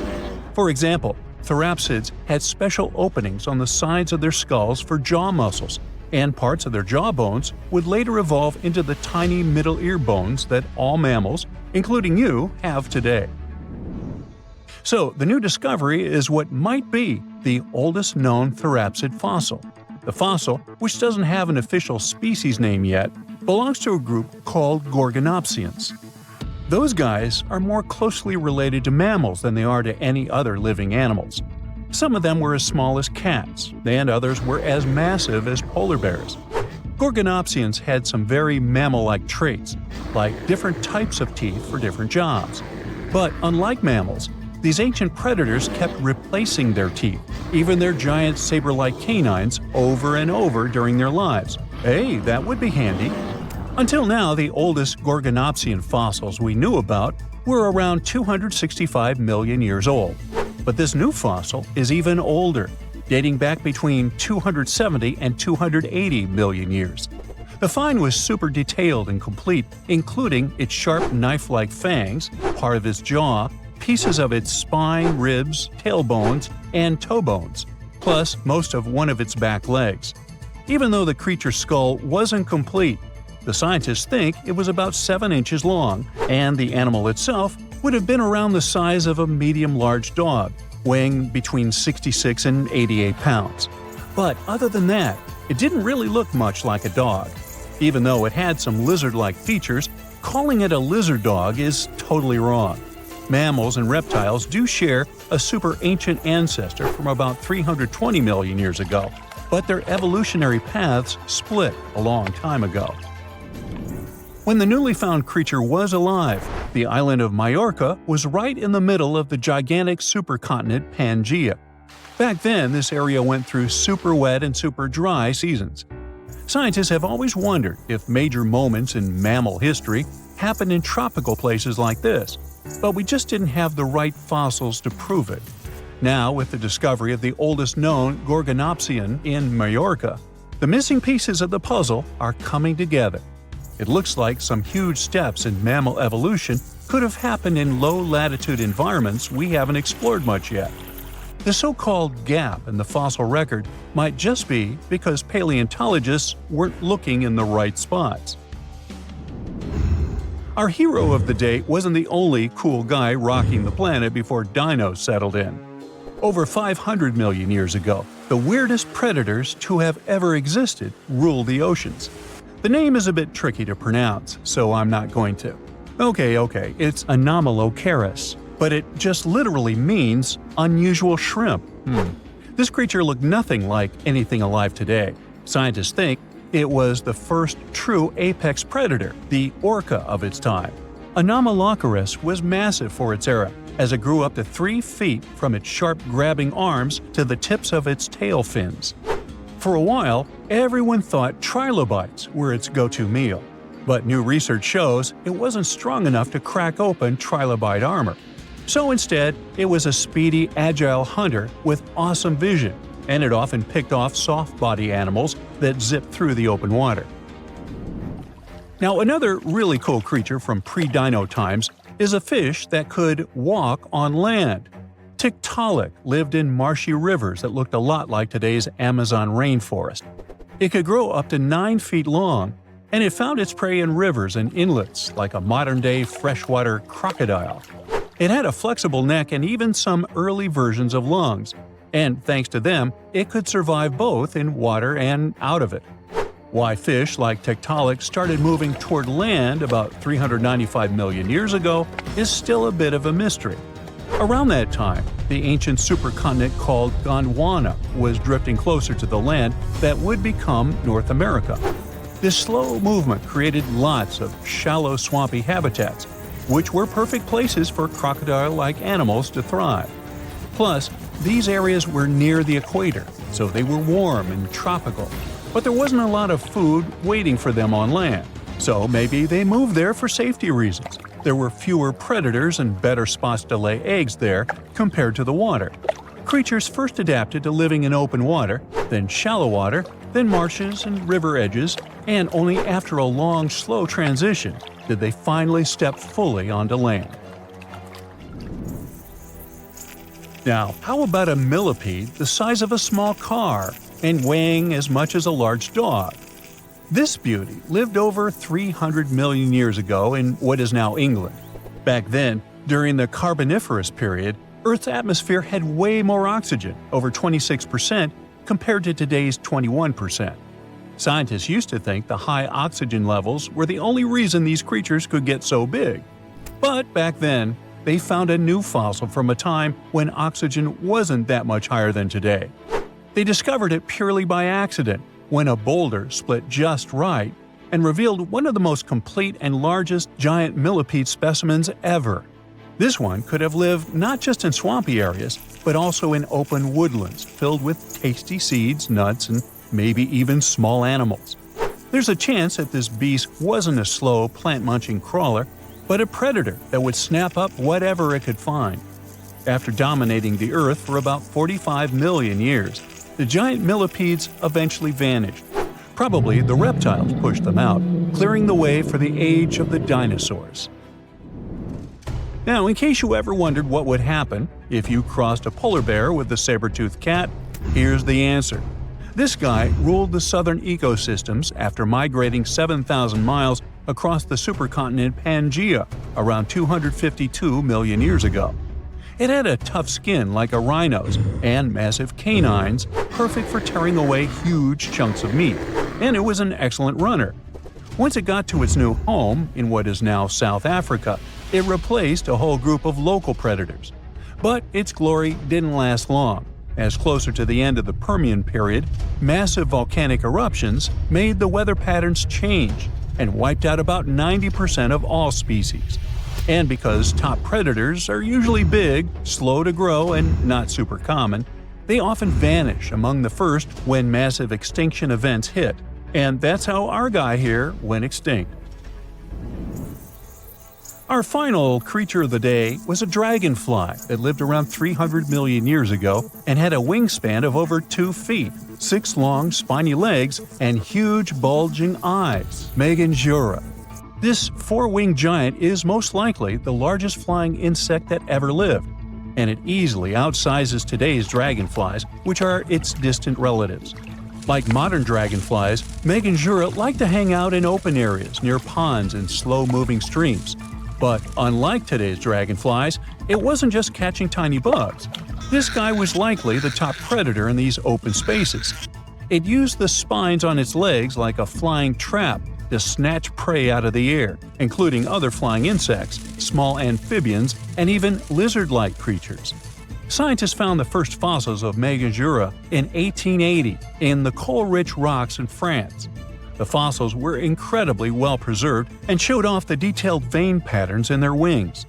Scientists think Megajoura grew so huge because it didn't have much competition from vertebrates, and the air back then, during the Carboniferous period, had a lot more oxygen than it does today. Welcome to one of the most mysterious and unexplored places on Earth. But what's so special about that? It's just some icy peaks and the endless snowy expanse of Antarctica. Yeah, that's right, but there's still a planetary scale mystery here. No matter how hard you try, you won't see a hidden mountain range, giant, unexplored land where no human has ever set foot, and it lies under another layer of mountains. It's like a nesting doll, but the size of a continent. These mountains hide Antarctica secrets, and these secrets can tell us something awesome about the ancient history of our planet. This gigantic unexplored territory in Antarctica is called the Gambritsev subglacial mountains. And the layer of ice above keeps this place untouched by nature and people. It's like a land inside another land, and it hides more than just mountains. There are valleys, hills, and plains. The whole area is similar to the European Alps, but unfortunately, we can't enjoy the view. Those mountains were first discovered in 1958 using seismological instruments. More than half a century has passed since then, and this place still remains one of the most poorly studied tectonic objects on Earth. Why? Because it's ice. A lot of ice. Who knows? Maybe there are some unknown ancient artifacts lying there. What if they're hiding a secret city or spaceships? It's unlikely, of course, but it would still be interesting to look there. Think about it. Hundreds or even thousands of miles of land that have remained unchanged for hundreds of millions of years. Even if no new species of animals or remains of an ancient civilization are there, this place still has a history. The history of the formation of continents on our planet. And scientists have already figured out some of this story. The mountains buried in Antarctica were originally like ordinary mountains, but as a result of a planetary scale event, they just… Wait a minute. Have you ever wondered how mountain ranges are formed? We see them in real life, in movies, in photos on the internet. We climb them. But how did they appear? Mountains have not always existed on the planet in this form. They appeared as a result of a large-scale collision of tectonic plates. Two giant solid chunks of ground are moving toward each other, then crash, and boom! Millions of tons of the Earth's crust pile on top of each other, mix, and form ledges and gorges. And all this can last for millions of years. Yes, it's a disaster, but it's very slow. Some tectonic plates are still colliding. For example, the Himalayas continue to grow because the Indian and Eurasian plates are still ramming into each other. And this process began about 50 million years ago. The Gambritsev Mountains under ice experienced a similar event, only much earlier. An article in the journal Earth and Planetary Science Letters says that they appeared during the formation of the supercontinent Gondwana. Two giant pieces of land were separated by a boundless ocean. But then, about 700 million years ago, they collided and formed Gondwana. This supercontinent included the territories of modern Africa, South America, Australia, India, and Antarctica. The giant pieces crashed into each other and released a stream of hot, partially molten rock. This mess grew bigger and bigger, forming mountains. The temperature of those mountains grew, their mass increased, and at some point, Gondwana became unstable. The supercontinent began to collapse under its own weight. The hot rocks below the surface began to flow sideways as a result of a process called gravitational spreading. Take toothpaste and start squeezing it out of the tube. Approximately the same thing happened with billions of tons of red-hot rock. Ancient mountains in Antarctica appeared right during this catastrophic event. You've just watched a visual simulation of global events that took place hundreds of millions of years ago. It looks cool, but how did scientists figure it out? How did they see this planetary-scale destruction? If the Gambritsev Mountains under ice is one of the most unexplored places in the world, then how could people find out its origin? The answer is simple. Tiny particles of rock have told us about the changing landscape of the planet. These are zircons, but scientists also call them time capsules. This mineral is very handy and resistant to mechanical and chemical influences. It's difficult to crush, it doesn't get affected by erosion, and it doesn't dissolve in water. And there's uranium inside it. This chemical element shows scientists the age of the rock. The fact is that uranium always decays into lead at the same rate. Scientists look at the ratio of uranium and lead and determine the age of minerals with great accuracy. Okay, this sounds a bit complicated. Here's a simple example. Imagine that each mountain belt is a clock that starts ticking at the moment of its formation. That is, after the collision of tectonic plates. After the rock forms, uranium begins its slow decay. The more time passes, the more uranium turns into lead. The rate of this decay is always the same. This decay can last for billions of years. The less uranium is in zircons and the more lead, the older the rock is. And this is how it happens in practice. Geologists take several rock samples. In a lab, they crush it to extract crystalline zircons. Geologists then dissolve the particles in acid to separate uranium from lead. Then they use a special device, a mass spectrometer that accelerates atoms and sorts them by mass. This is a rather complicated process, but the bottom line is that this device shows scientists the amount of uranium and lead. They look at the ratios of these two elements and calculate the age of the rock. Geologists took zircons from sandstones near the Gambritsev Mountains, studied those particles, looked at the level of uranium, and calculated the chronology of mountain formation.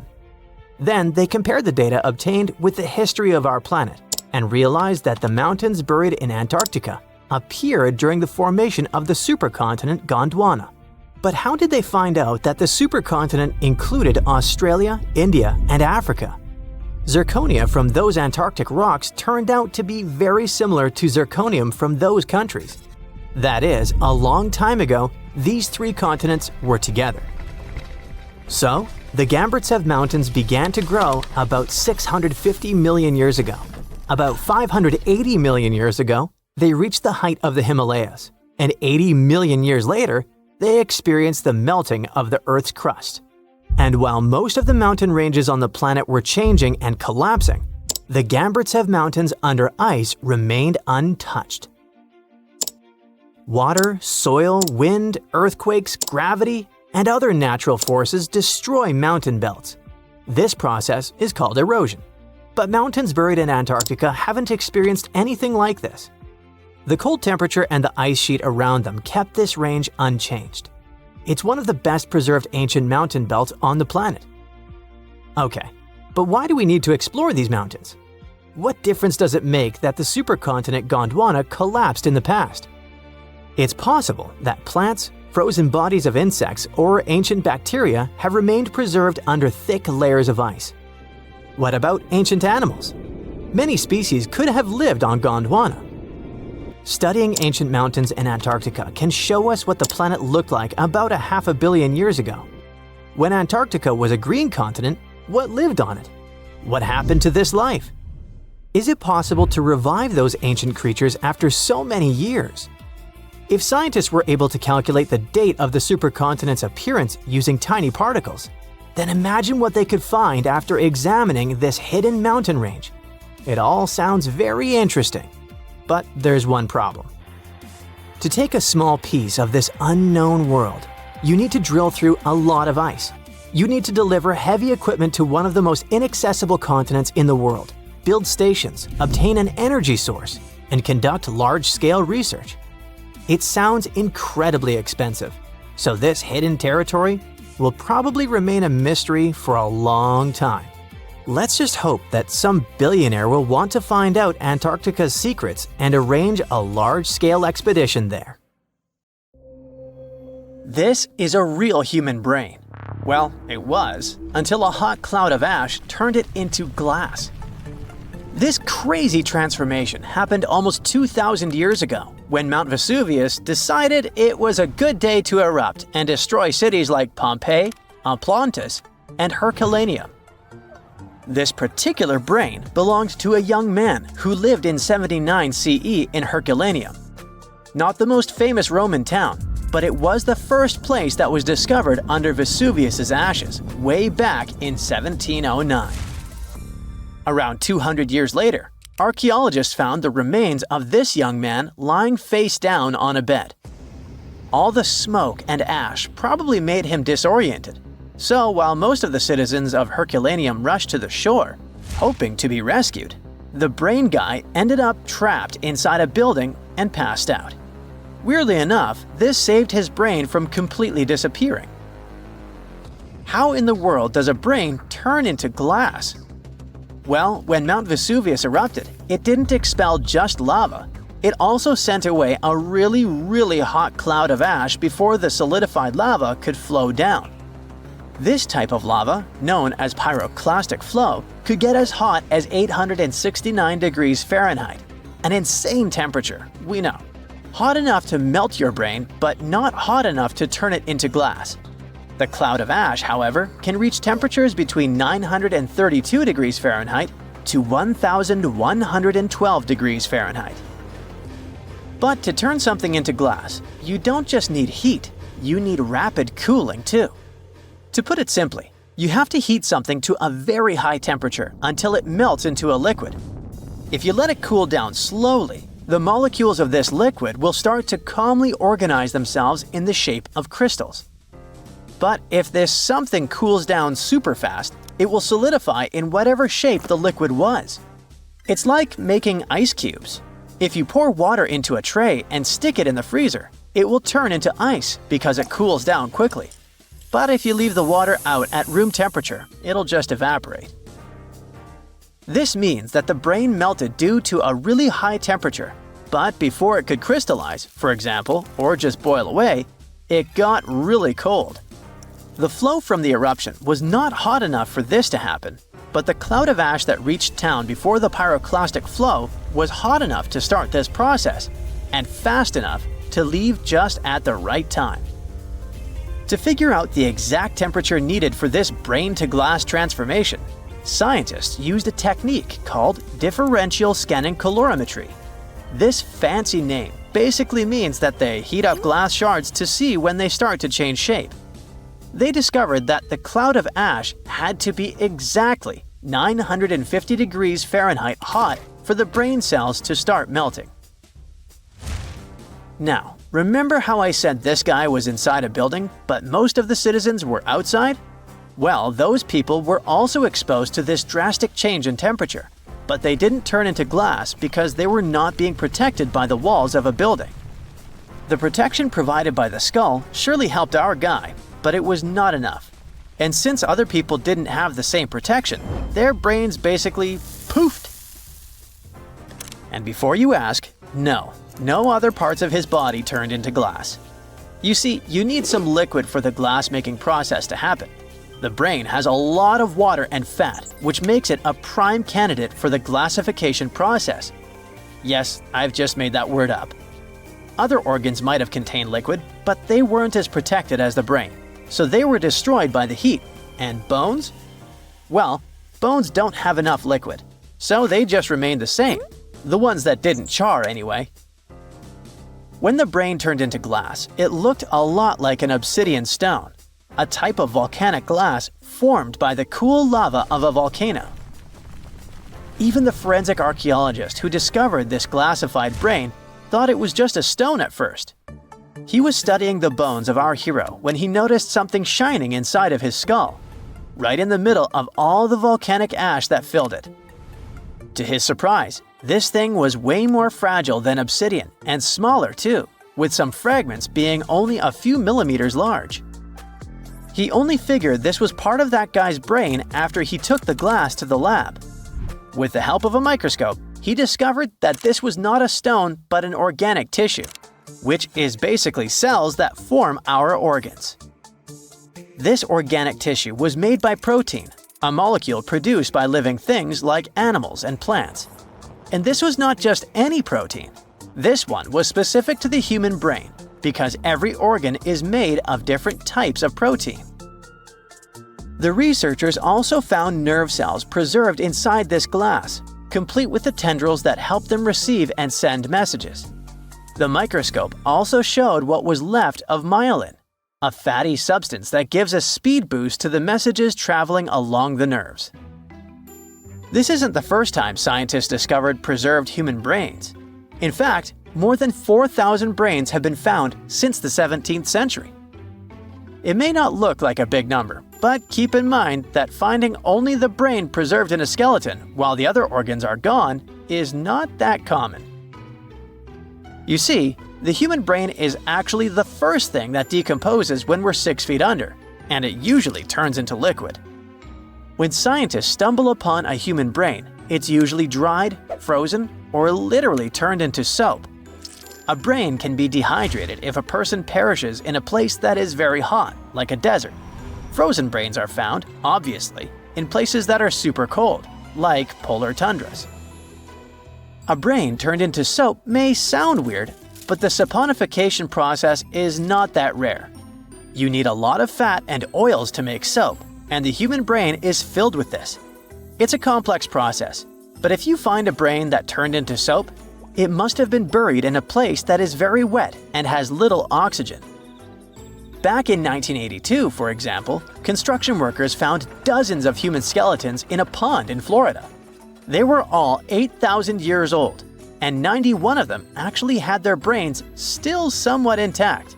And by intact, I mean they turned into jelly soap. During the 2000s, the brains of 45 people were found in Spain, preserved because of this saponification process. This discovery helped researchers understand the chemical composition of the brains and even the weather conditions of the moment when these people passed away. Scientists also discovered two 3,700-year-old brains in Turkey that belonged to a middle-aged man and a teenager that were trying to escape an attack on their city. This time, the brains turned into charcoal because of a super hot fire. And even though their skulls preserved the brains in this state, the heating and cooling process was probably not intense enough to glassify them. But this? It's the first time in history that scientists have found a brain that naturally turned into glass. It's like finding a unicorn, but in a more scientific way. So what does this discovery mean? Well, for starters, it gives us a glimpse into the lives of those who existed such a long time ago. Secondly, it taught scientists an amazing way to preserve the human brain. It also shows just how powerful nature can be. Powerful enough to turn a brain into glass, but delicate enough to preserve it for thousands of years. So, let's give a shout out to the young man who unknowingly contributed to science. He probably had no idea that his brain would one day be the star of a groundbreaking discovery. His tragic end has given us a fascinating peek into the past.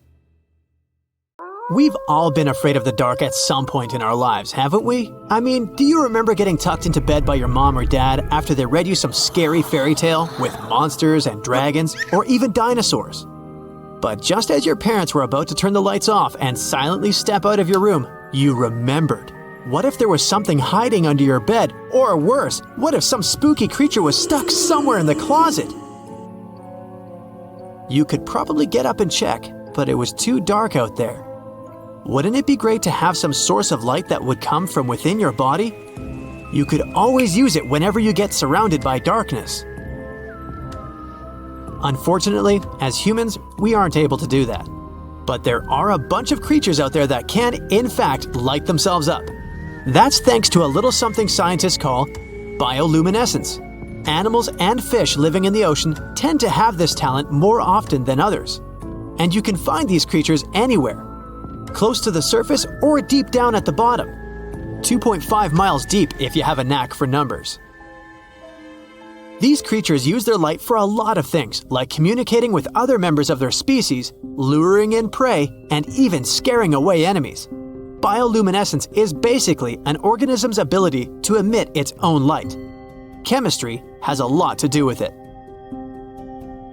Such animals use two chemicals, one called luciferin and the other called luciferase. Add a bit of oxygen and bam! Light! Should you ever wonder if you actually observe bioluminescence or if someone just dropped a glow stick in the ocean, be on the lookout for neon blue, green, or even red sparkles in the sea. They're usually spread over a large area. This can even make the water look like glitter or a starry sky.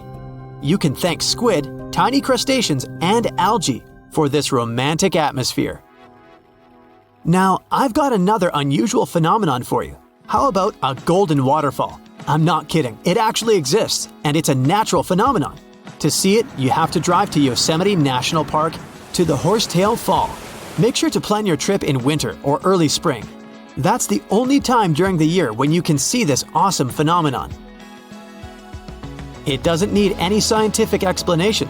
It's nothing more than sunlight at dusk hitting the waterfall in such a unique way that it makes it look like a river of lava. Or gold, your choice. That's the reason why during this time of year, the Horsetail Fall is also named the Fire Fall.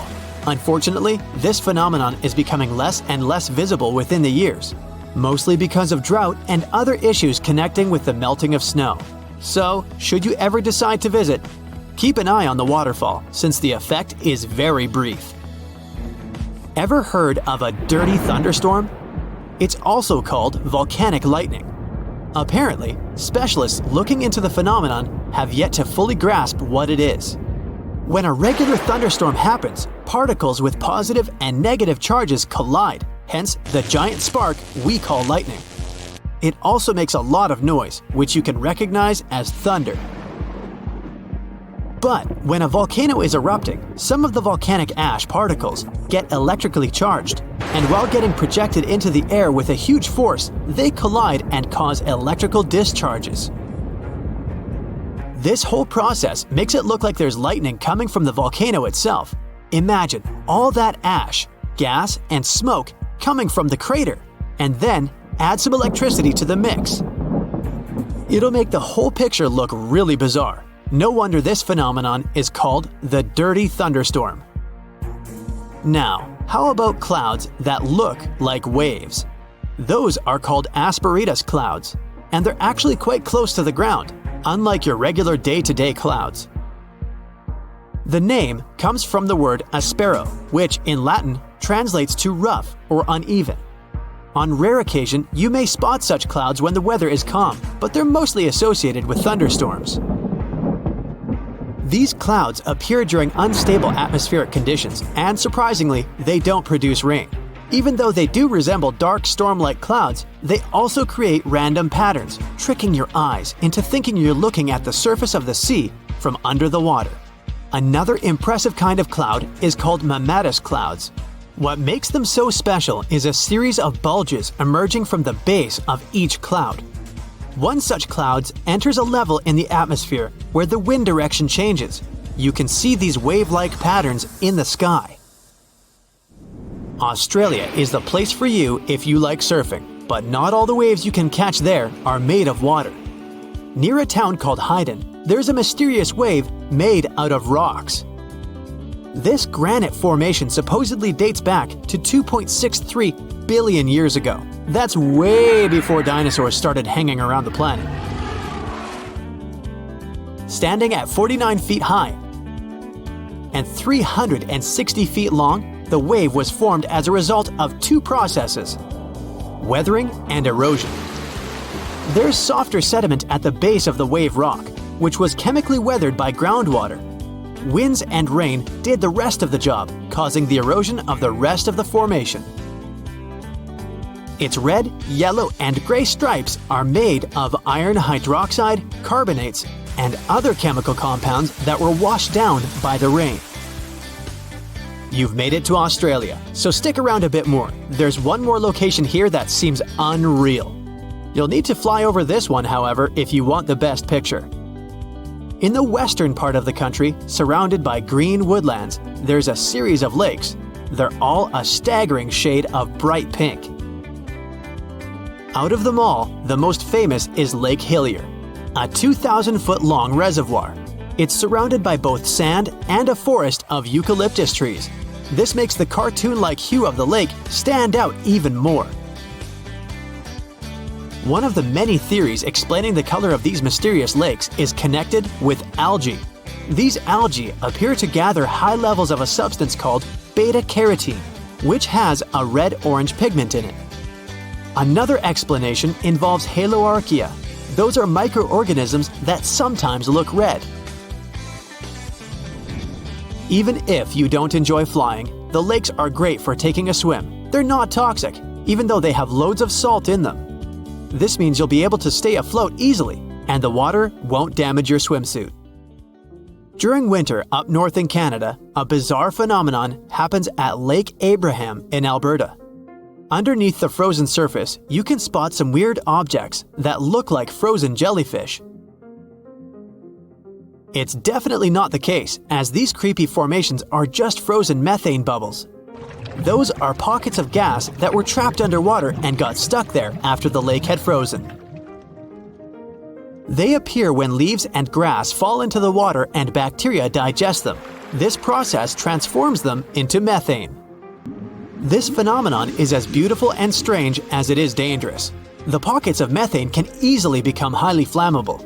When the temperatures rise during the spring, the ice melts and these bubbles start popping and fizzing. It's a spectacular sight to observe. Picture a lake filled with soda. Remember not to bring any source of fire. It can be very dangerous for visitors. You can check out these types of lakes all across Canada's Banff National Park. Nature often tends to make its own music. Just listen to the sound of crickets at night, or the soothing noise of a waterfall. But in Bucks County, Pennsylvania, there's a strange geological phenomenon which takes nature soundtracks to a completely different level. These are called the ringing rocks, and scientists still can't explain their unusual behavior. If you strike these rocks with a heavy object, like a hammer or another rock, the stones will make a ringing sound, as if they were hollow, but they're not. What makes the ringing rocks even more bizarre, apart from the mysterious sound they make, is that no animal wants to hang around there. Even though the rocks are surrounded by a thick forest, scientists haven't managed to trace any animal activity in the area yet. Even more striking is the fact that despite all the trees around the rocks, you won't find any leaves lying on the boulders. What makes these rocks so unappealing for both animals and vegetation is still up for debate. Hey, welcome to the Dino New Year's Party. Hey, everyone you know well is here. Tyrannosaurus, Triceratops, Stegosaurus, Raptor, Diplodocus. But there will also be someone new, a guest who will surprise you.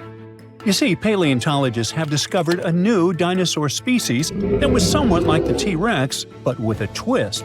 These guys would rather eat a crunchy salad than a juicy steak. Hey, meet this dude. Any guesses on how to pronounce this? Duonicus saccobatre. Thanks, please hold your applause. These are herbivorous guys that belong to the therizinosaurs. But they had one awesome feature.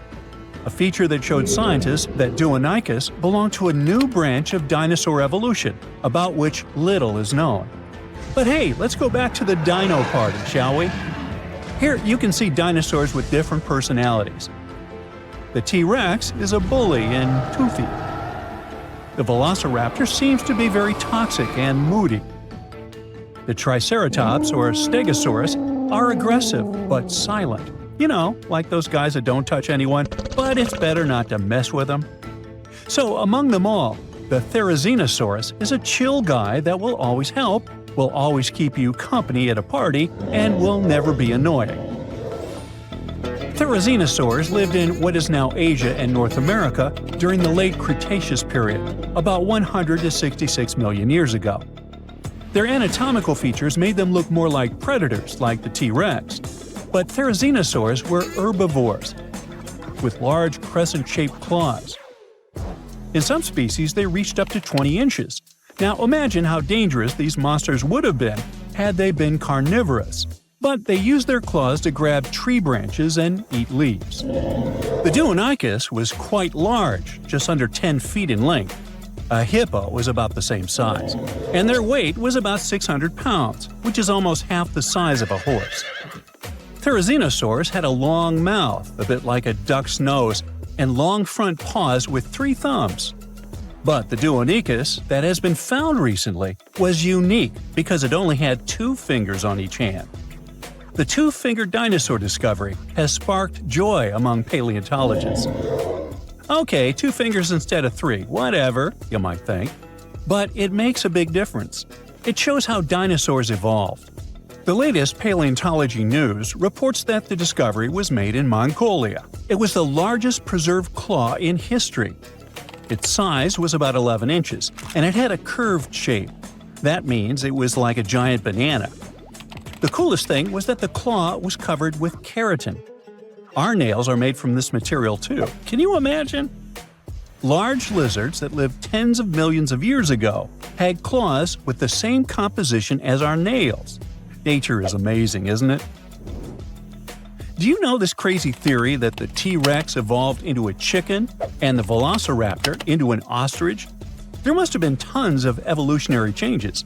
But the 2-fingered dinosaur discovery offers us a more understandable and more detailed explanation of how dinosaurs evolved. Therizinosaurs had 3 clawed fingers on each paw, but why did nature get rid of one of them? Scientists believe that it was practical. It's possible that a paw with 2 fingers was much stronger and more flexible than a paw with 3. This way, dinosaurs could grab vegetation and branches, like chameleons do. Scientists have also suggested that the 2-fingered long paw helped the dinosaur defend itself, care for its mates, and even play. It's hard to imagine what they could be playing at. Maybe they did high fives or high twos. It would be cool if they had used those paw pliers not only for taking food, but for fighting off predators. And speaking of predators, the T-Rex had a similar front paw structure, but its small paws were useless. It would be cool if the Deinonychus could box with them or climb trees. Yes, it was an herbivore, but that doesn't mean that other bad dinosaurs could bully it.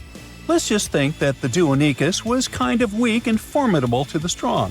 That's why it would be the most welcome guest at the dinosaur party. But the strangest guest at this party would be the Deinonychus, named Terrible Hands. The case of the Deinonychus shows how dinosaurs evolved from having 3-fingered paws to being 2-fingered. The Deinonychus shows that ancient lizards could evolve into a horse or something else. It sounds weird, but let's get to know this guy better. In 1965, the arms, hands, and shoulder girdle of an unknown dinosaur was discovered in the Gobi Desert in Mongolia. When paleontologists put the bones together, they got 2 long, creepy arms. For many years, those arms remained in the museum without a body. It looked funny and a little scary. Each arm was about 8 feet long. This is more than the tallest basketball players. Paleontologists were trying to find other dinosaur body parts in the Gobi Desert, but their attempts were unsuccessful. The Deinonychus became one of the most famous mysteries in paleontology. How big was the owner of such arms? What did it eat? How did it live?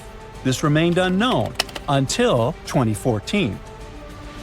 According to the latest paleontology news about this lizard, a group of scientists from the Korea Institute of Geoscience and Mineral Resources has discovered other well-preserved remains of the Deinonychus. With their help, paleontologists have managed to recreate the lizard's appearance. And that breakthrough has turned out to be much cooler than the 2-fingered dinosaur discovery. Are you ready? The Deinonychus was colossal, rather slow, with a horse-like head and a spine that formed something like a hump. It looks super weird, even for a science fiction movie. This new dinosaur species belonged to Ornithomimosauria, an ostrich-like species, agile and fast-moving. But not the Dinochirus. Instead of speed and agility, the dinosaur had a large size. It was 36 feet long and weighed 13,200 pounds, which is almost the weight of an adult elephant and the length of half a metro wagon. Despite its size, the Dinochirus was quite harmless. Its long muzzle looked like that of a duck or a horse. It also had no teeth. So for tyrannosaurs and other predatory giants, it was an easy lunch. And this is not just a guess. Scientists found bite marks on the discovered skeletons of this dinosaur. Seems this poor big dude met some really bad and hungry guys. But what was lunch to this strange lizard itself?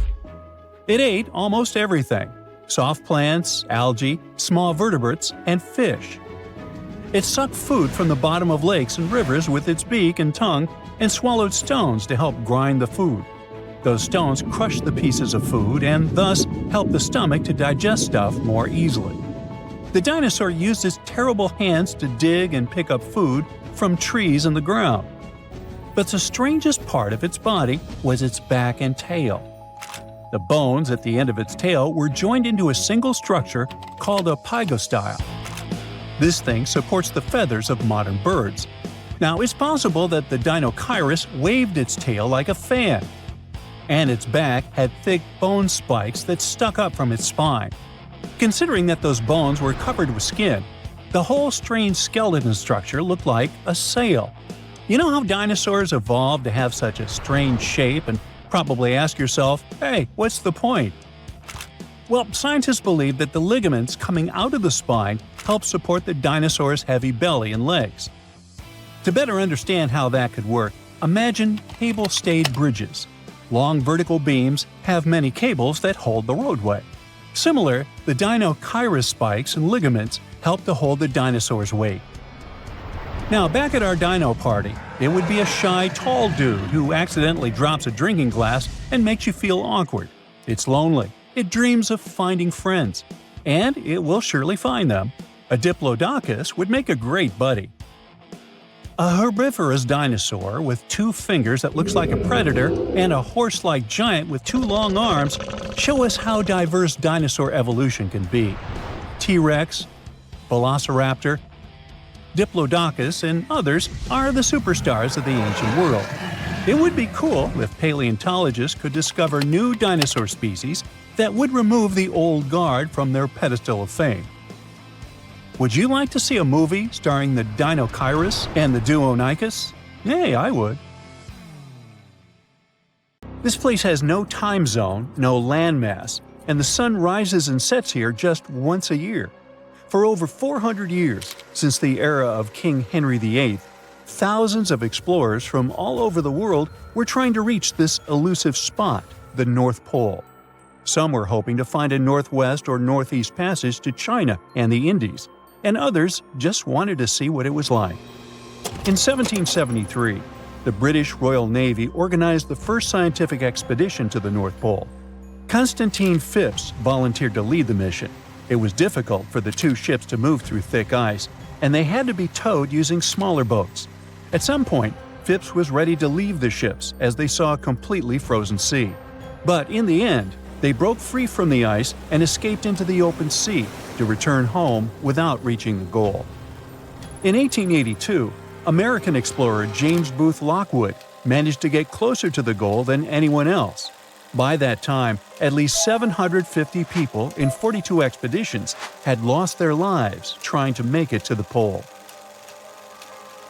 On the 7th of September, 1909, the New York Times came out with a sensational front page.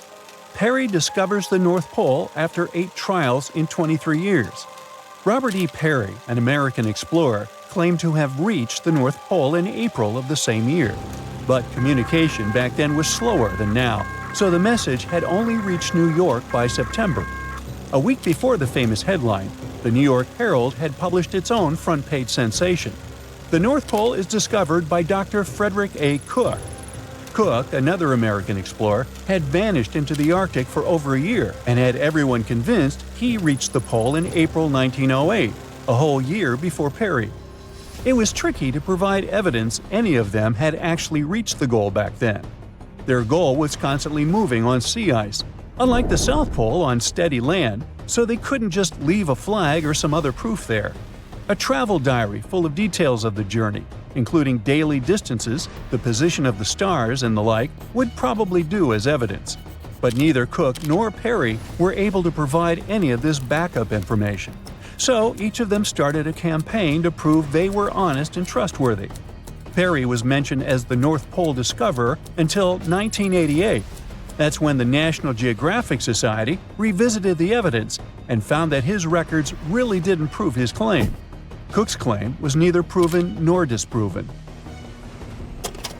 Australian-born British explorer Sir Hubert Wilkins went on his first expedition to the North Pole in 1913. That's when he got the idea to reach the goal by submarine. In 1931, he borrowed a special submarine named O-12 from the U.S. Navy. The future mission had two goals: to do scientific experiments while floating on ice and moving underwater, and to reach the North Pole by traveling beneath the ice. They planned to study the weather, take temperature measurements, and collect water samples from both the surface and the sea floor. The submarine Sir Hubert used was brought to a shipyard in New Jersey to be modified. They added the latest scientific equipment and changed the outside so the submarine could travel under the ice. On March 16th, the submarine left the shipyard to start its journey to the Brooklyn Navy Yard in New York. But even before leaving the Delaware River, they faced delays. A snowstorm forced them to stop at the Philadelphia Navy Yard, and they had to stop again to get more fuel. When the submarine was entering New York Harbor, a crew member who was just 27 years old fell overboard and drowned. The submarine was officially renamed Nautilus, and the grandson of Jules Verne, the author of 20,000 Leagues Under the Sea, which inspired the new name, was there to see it. Before starting their journey, the crew tested the Nautilus in different spots off the New England coast. They faced criticism and were already 2 months behind schedule, so they decided to head straight to England. During their trip across the Atlantic, they sailed into severe storms. On the 13th of June, the starboard engine broke down. Then, the port engine failed because it was overused. While crossing the Atlantic, Sir Hubert Wilkins kept radioing the submarine's position back to the United States. After both engines failed, they sent out an SOS. On June 15th, the USS Wyoming, a huge ship on a training cruise with naval students, reached the Nautilus. The Wyoming towed the broken submarine to Queenstown, Ireland, and then it was taken to Devonport, England for repairs. They had to wait for spare parts from the United States, which caused more delays. Once the Nautilus was fixed, they headed to Bergen, Norway, to meet the submarine science officers and get more equipment. One of the most important additions in Bergen was a diving chamber, which allowed them to lower scientific tools into the water through a special hatch. On August 5th, the Nautilus finally left Bergen and headed north to find ice floes. They had lots of delays because of mechanical problems and storms. One storm even made the submarine tilt at crazy angles. Finally, on August 19th, they saw the first ice floe. For a few days, they followed the ice's edge, looking for a good spot to dive. 3 days later, they tried to dive under the ice, but discovered that the submarine's diving rudders were missing. One diver went overboard to check and saw that someone must have broken off the rudders on purpose. This made Wilkins think that someone on the crew had sabotaged the submarine because they didn't trust the mission. Even without the rudders, Wilkins still wanted to do some of his scientific experiments. On the last day of August, they found a way to force the Nautilus under a 3-foot-thick ice floe. They had to fill the ballast tanks and adjust the trim. They managed to make more dives under this ice this way before the journey ended. After a few more days of trying to do research, Wilkins decided it was too dangerous to stay at sea. The Nautilus arrived at Svalbard, the Norwegian archipelago between mainland Norway and the North Pole, on September 8th, after going through the worst storm of the trip. They planned to go to a port in England, but another storm caused a lot of damage and made the engines fail, so they had to stop in Bergen again. After getting permission from the United States Shipping Board, the Nautilus was towed out of Bergen and sunk in a Norwegian fjord on November 13, 1931. In 1958, a U.S. submarine with the same name, Nautilus, became the first vessel that reached the North Pole by traveling under the ice. This Nautilus was much bigger than the submarines that came before it. It was 319 feet long and weighed 3,590 tons. For comparison, the other Nautilus was 175 feet long. Unlike other submarines, the new Nautilus could stay underwater for a longer time because of its special atomic engine didn't need air and only used a tiny amount of nuclear fuel. On July 23, 1958, it left Pearl Harbor, Hawaii on Operation Sunshine. There were 116 people on board: Commander Anderson, 111 officers and crew, and 4 civilian scientists. The Nautilus traveled north through the Bering Strait and only surfaced once at Point Barrow, Alaska. On August 1st, the submarine left the north coast of Alaska and dove under the Arctic ice cap. The submarine traveled at a depth of 500 feet, with the ice above it between 10 to 50 feet thick. At 11:15 p.m. on August 3rd, Commander Anderson told his crew, "For the world, our country, and the Navy, the North Pole." And the Nautilus went right under the North Pole without stopping. On August 5th, the submarine came up in the Greenland Sea, and then 2 days later, it finished its historic trip in Iceland. Clouds of blazing ash obscure the sun. The ground is shaking. People are running in different directions. A volcanic eruption has begun. And it started suddenly. A small, sunny coastal town is facing one of the most devastating natural disasters. The ash will settle. Lava will spill out of the volcano's mouth. And within a few hours, the ancient city of Pompeii will be in... Wait a minute. People get into cars and drive away. This is not Pompeii. This is a modern town. Huh? Is it possible for a city to get buried during an eruption today? Unfortunately, yes. Welcome to Montserrat, which is also called the Pompeii of the Caribbean. Montserrat is not a city. This is the British Overseas Territory in the Lesser Antilles, one of the Caribbean islands. It has the Soufriere Hills volcano that turned the lives of many residents of the capital, Plymouth, into a nightmare in 1995. But what kind of place is this, and why do people live here at all? The Montserrat area is not very big. It's about 6 times smaller than the Chicago area, and there aren't many people living here. Before 1995, the population of Montserrat was about 15,000 inhabitants. It's not a lot, but the island gathered several different cultures, as it was inhabited by the Irish, Africans, and indigenous people. Montserrat is one of the youngest volcanic islands of the Lesser Antilles. Before 1995, the Soufriere Hills volcano erupted here in the 17th century. Many years had passed since then, so people were not very worried about its new awakening. They rested, worked, had fun, went boating to other islands, and all this continued for about 300 years. Then, the serene paradise life ended. In 1995, seismic activity began. It continued for several months and led to an explosive eruption in 1996.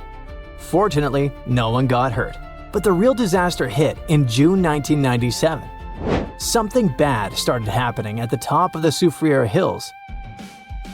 At an altitude of about 3,000 feet, the volcano began spitting out ash clouds, rocks, and hot gas, releasing its boiling innards, which were rapidly falling down the steep slope. The locals were terrified. Some people had evacuated from the island by that time. They had to leave their homes and sail away, but some locals stayed and didn't survive. The pyroclastic flow destroyed many buildings, streets, and roads. In case you didn't know, the pyroclastic flow is a dense, thick mix of volcanic ash, lava, and hot gases that moves as an incandescent mass at high speed. It burns and destroys everything in its path. On that day, the pyroclastic flow was moving at 62 miles per hour. with its temperature reaching around 1470 degrees Fahrenheit. Imagine boiling water. Pretty hot, isn't it? And the temperature of that pyroclastic flow was almost 7 times higher.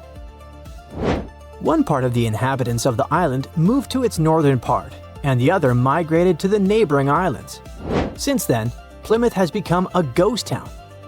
Thanks to the solidified magma, you can see buildings that seem to have particularly sunk through the ground or are stuck in textures. The streets are deserted, and the roads are covered with a thick layer of volcanic mass. After the eruption, only 1,000 people stayed on the island. There are about 4,500 people living there now, all of them in the northern, safe part. The southern side of the island is now called the exclusion zone. It's divided into 5 parts: A, B, C, F, and V, the most dangerous area. Why is it dangerous? Because the volcano is still active. Periodically, it spits out clouds of ash. It can erupt with devastating force at any moment, but that doesn't stop thrill seekers. Montserrat attracts many tourists who like to walk in the picturesque areas near the active volcano. People also love the ghost town. The roofs of houses, spires, and the remains of the clock tower stick out of the solidified lava. Broken windows with torn curtains and dilapidated former hotels attract many tourists.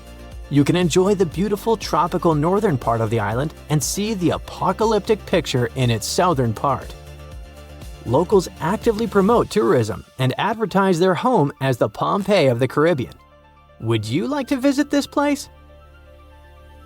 Living next to a volcano is quite risky, but how about living inside a volcano? Near 220 miles south of Tokyo, there's a beautiful island of Aogashima, most of which is occupied by an active volcano. But how can people live inside a volcano and not be afraid? The answer is simple. This place is too beautiful. Besides, the last major eruption occurred there at the end of the 18th century. People don't live right inside the crater, that would be too much. A small settlement is located inside the outer wall of the crater, far from the geothermal activity and quite far from the dangerous peak. But it's still a pretty extreme place to call home. The population of the island is about 170 people, and they're not going to leave. Here you can find only one shop, one post office, free camping, and a couple of guest houses and 3 bars. It sounds pretty cozy considering that all this is located in a green paradise. But in 1785, this paradise resembled Pompeii during the infamous catastrophe. According to stories and remaining records, the first tremors occurred on May 18 or so. It was a warning of the impending disaster. At that time, 327 residents lived in Aogashima. It's not known whether they attached importance to the small earthquake, but they continued to live peacefully for another couple of weeks. The volcano's activity increased. The disaster was inevitable, so evacuation from the island began on June 4. Unfortunately, it was too late. There were earthquakes, terrible roars, and streams of hot lava that covered trees, roads, and houses. Many didn't survive that day. And still, the descendants of those who escaped from the island that day now reside in Aogashima. Aren't they afraid of another eruption? They look at this situation differently. Nothing can stop nature, so there's no point in resisting. And if there's no eruption, then it's better to enjoy the picturesque views and the relaxed rhythm of the island. Few people live there, and there's almost no urban entertainment. But still, you can find what to do. In the afternoon, you can walk along the Green Mountain Range and enjoy the view of the Philippine Sea. You will feel one with nature, beautiful birds, the warm sun, and the physical exertion of the trip. It will all charge you with energy and inspiration. You can also go fishing, camping, or chat with the locals. At night, you can look at the stars. The night sky is perfect in Aogashima. Away from city lights, there's a low level of light pollution. A detailed star map can help you study celestial bodies without a telescope. Since the place is essentially an active volcano, you can find many geothermal springs there. One of the coolest and most popular places to visit is Aogashima Furiai. It's a sauna that uses volcanic energy to maintain high temperatures in the steam rooms. And outside the rooms, you can also find hot air vents for cooking. How about an omelet fried in volcanic heat? Sounds appealing. Of course, it's quite difficult to get to this place since Aogashima is a very remote island. You first need to get to the nearest larger island, Hachichojima. There are regular flights to it directly from Tokyo. You can also choose a more romantic trip and take an overnight ferry. It's only 2.5 hours by boat between Hachichojima and Aogashima. But if you've spent enough money, you can pay for a helicopter trip and spend a mere 20 minutes to get there. It wouldn't be surprising if you wanted to stay on the island forever after visiting it for the first time. A measured life in nature or the bustle of the concrete jungle? Which one would you choose? But don't forget that at any moment you can feel the ground tremble. But let's hope there won't be any eruptions soon. Okay, what if I tell you that the extraterrestrials we all imagine as little green men may actually look like very normal Earthlings and chill in Europe? This is the Iberian Peninsula, and people living there are under suspicion. Ooh. Here's the reason. Somehow, parts of the most important artifacts that the Iberian civilization called Treasure of Volcano are made of metal that simply can't be found on Earth, because it's metal from a meteorite. Now let's tackle this step by step. This is the artifact itself, and it's composed of 59 different objects. Bowls, bottles, and bracelets. Is there a pattern there with all those bees? In total, the find weighs around 20 pounds, of which 18 pounds are 23.5 karat gold. Now, if you're not a metal specialist, I'll clarify it for you right away. For comparison, 23 karat gold is 95.8% pure gold, so 23.5 karat is even purer. The remaining percentage goes to other metals to help add strength and durability to the precious alloy. There was also silver, iron, and amber in that set. The artifact could have been pretty straightforward, but for these two, let's call them imposters. Look at this wrought iron bracelet and this hollow hemisphere. Can you see that? Those rusty lines on the hemisphere and the overall weird color of the bracelet do stand out, since everything else is made of purest gold. This all started back in 1963, when a researcher noticed a dark leaden metal among the shiny bowls and bottles. The metal was shiny in some areas and covered with a ferrous-looking oxide that was mostly cracked. Now, just so you understand, gold does not usually act this way. Gold is one of the least reactive of all metals, so it won't even tarnish, let alone rust. To figure out where this suspicious iron came from, researchers turned to mass spectrometry, which checks out the mass-to-charge ratio of molecules. Their findings showed that the nickel in the iron is similar to that found in meteoritic iron. Simply put, the bracelet and the hemisphere are of extraterrestrial origin. Ooh. Now, the exact age of the trove is hard to determine, yet it's crucial. We need to know the exact age to see if it coincides with the start of the Iron Age in the Iberian Peninsula. If it does, then no further questions here. But if it doesn't, well, it's, at the very least, weird, if not suspicious. So there's this three-age system. It comprises the Stone Age, then the Bronze Age, and then the Iron Age. The Stone Age is of no importance here, so let's compare the Bronze and the Iron Ages. The Bronze Age began when it was realized that combining copper and tin produced a material that was more durable than either metal alone. This era was all about major upgrades in tools and weapons, but two standout inventions were writing systems and the wheel. Then came the Iron Age. This time was all about slowly bringing iron into everyday life. Iron was way easier to shape into cool designs than bronze. Now, this was a big deal because iron, especially transformed into steel, provided significant improvements in all aspects of life. Tools became lighter, cheaper, and stronger, compared to their bronze equivalents. You get it? Good.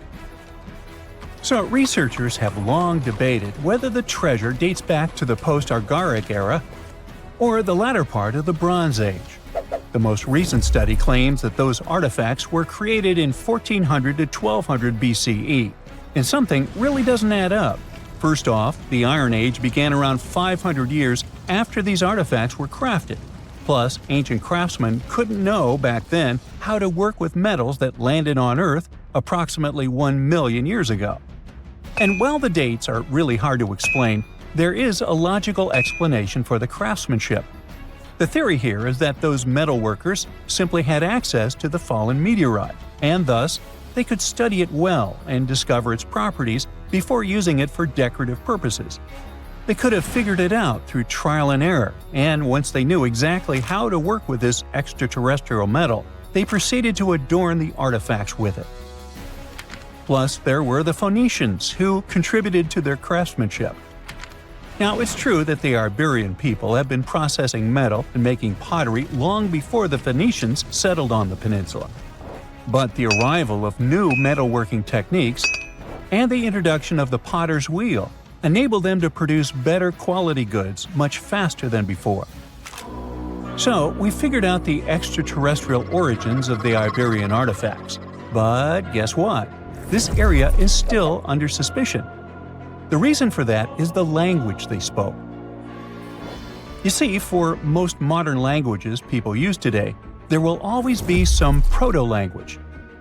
Say for Italian, Spanish, and French, it's Latin, hence their similarities. But wait, Iberian was largely spoken where modern Spain is, so why isn't Spanish similar to it? Well, the truth is, no language today is similar to the Iberian. Maybe only the Basque language, but it's because of some similarities found in their numerical systems. Basque is classified as a language isolate, or simply unrelated to any other known languages, and the only language isolate in Europe. The Iberian language is unclassified. While the scripts written in it have been deciphered to various extents, the language itself remains largely unknown. And look at the alphabet the Iberians had. Looks like it doesn't really belong to our planet. But hold up, this one might be a bit of a stretch. When the Phoenicians came to the peninsula, they brought along their alphabet to the Iberians. But honestly, the Iberians probably weren't keen on just copying someone else's writing system, so they tweaked it until it looked completely different. Let's just say they took some inspiration and ran with it. While linguists can guess to some extent how most characters sounded, actually translating the language is still completely impossible. The Iberian language was non-Indo-European and faded away over 2,000 years ago.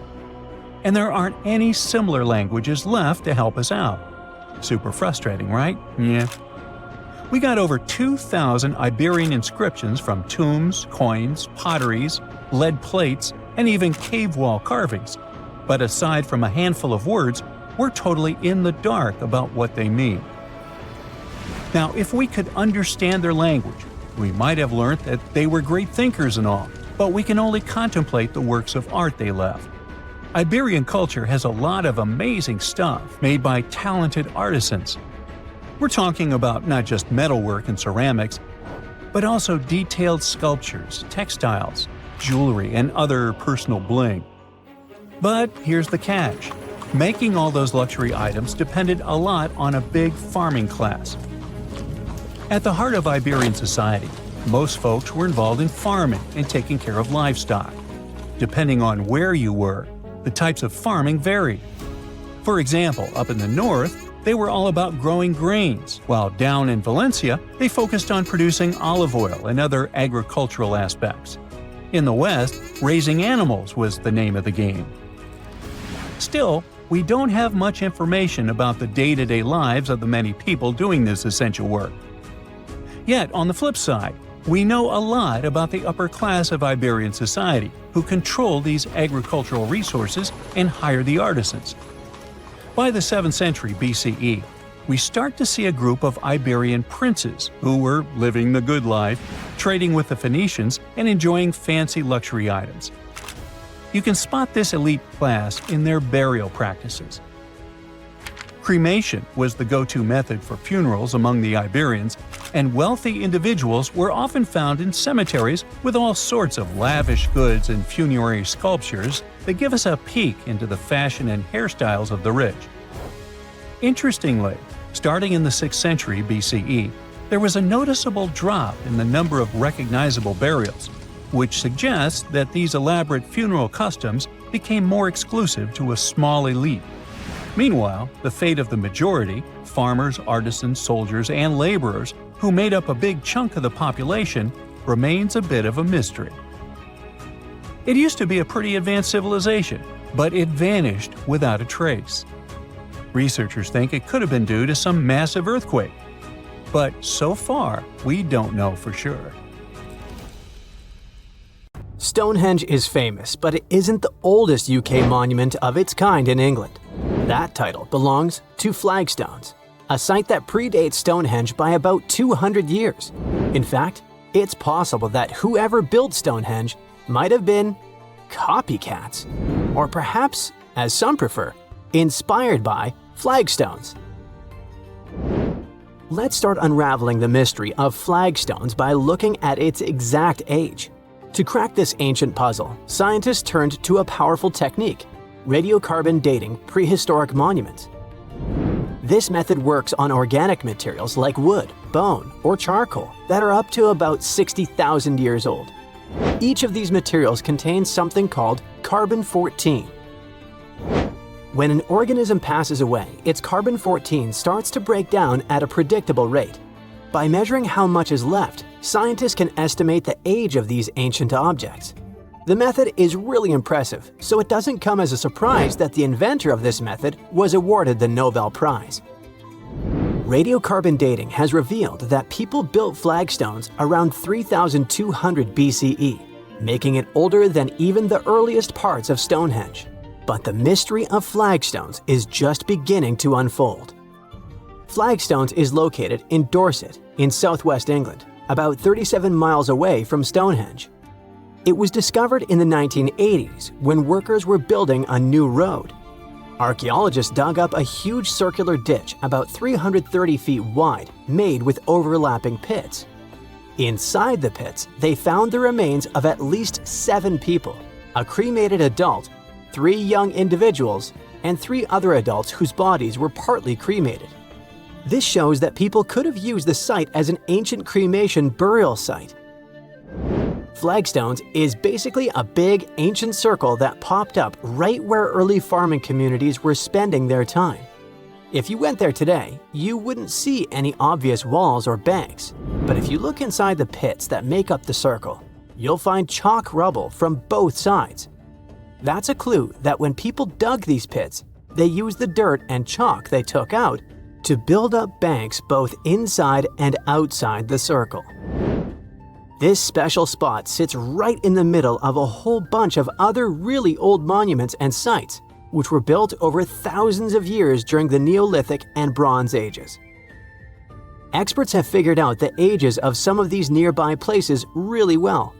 For example, the ditch at Maiden Castle dates back to around 3600 BCE, and the Big Henge at Mount Pleasant was built around 2600 BCE. Today, half of Flagstones is under that road, and the other half is under an old historic house looked after by the National Trust. You can find objects from the site at the Dorset Museum. Because flagstones and early Stonehenge look so similar, with round enclosures, pits, and cremated burials, scientists used to think they appeared at the same time. But thanks to radiocarbon dating, we now know Flagstones, this ancient cremation burial site, is the earliest big circular monument ever found in Britain. To figure out how old the site really is, researchers tested things like human bones, red deer antlers, and charcoal found there. One of the most puzzling discoveries was a young man who was buried under a huge sarsen stone in the middle of the circle. Someone left him there about 1,000 years after people used the site for the first time. This find just added to the mystery of flagstones. You're probably wondering about the Flagstones versus Stonehenge comparison. Well, the latter is a mystery on its own, a big old circle of giant stones in the south of England. Those who made it didn't write anything down, so we don't know exactly what they were thinking. One old tale says that King Arthur's wizard, Merlin, used magic to move the stones from Ireland, where giants had put them together. Another story says that people from Denmark built it. Today, some people think extraterrestrial visitors made it. A man named John Aubrey started studying Stonehenge in the 1660s. He thought the Celts had built it for their priests, called Druids, but that turned out to be wrong.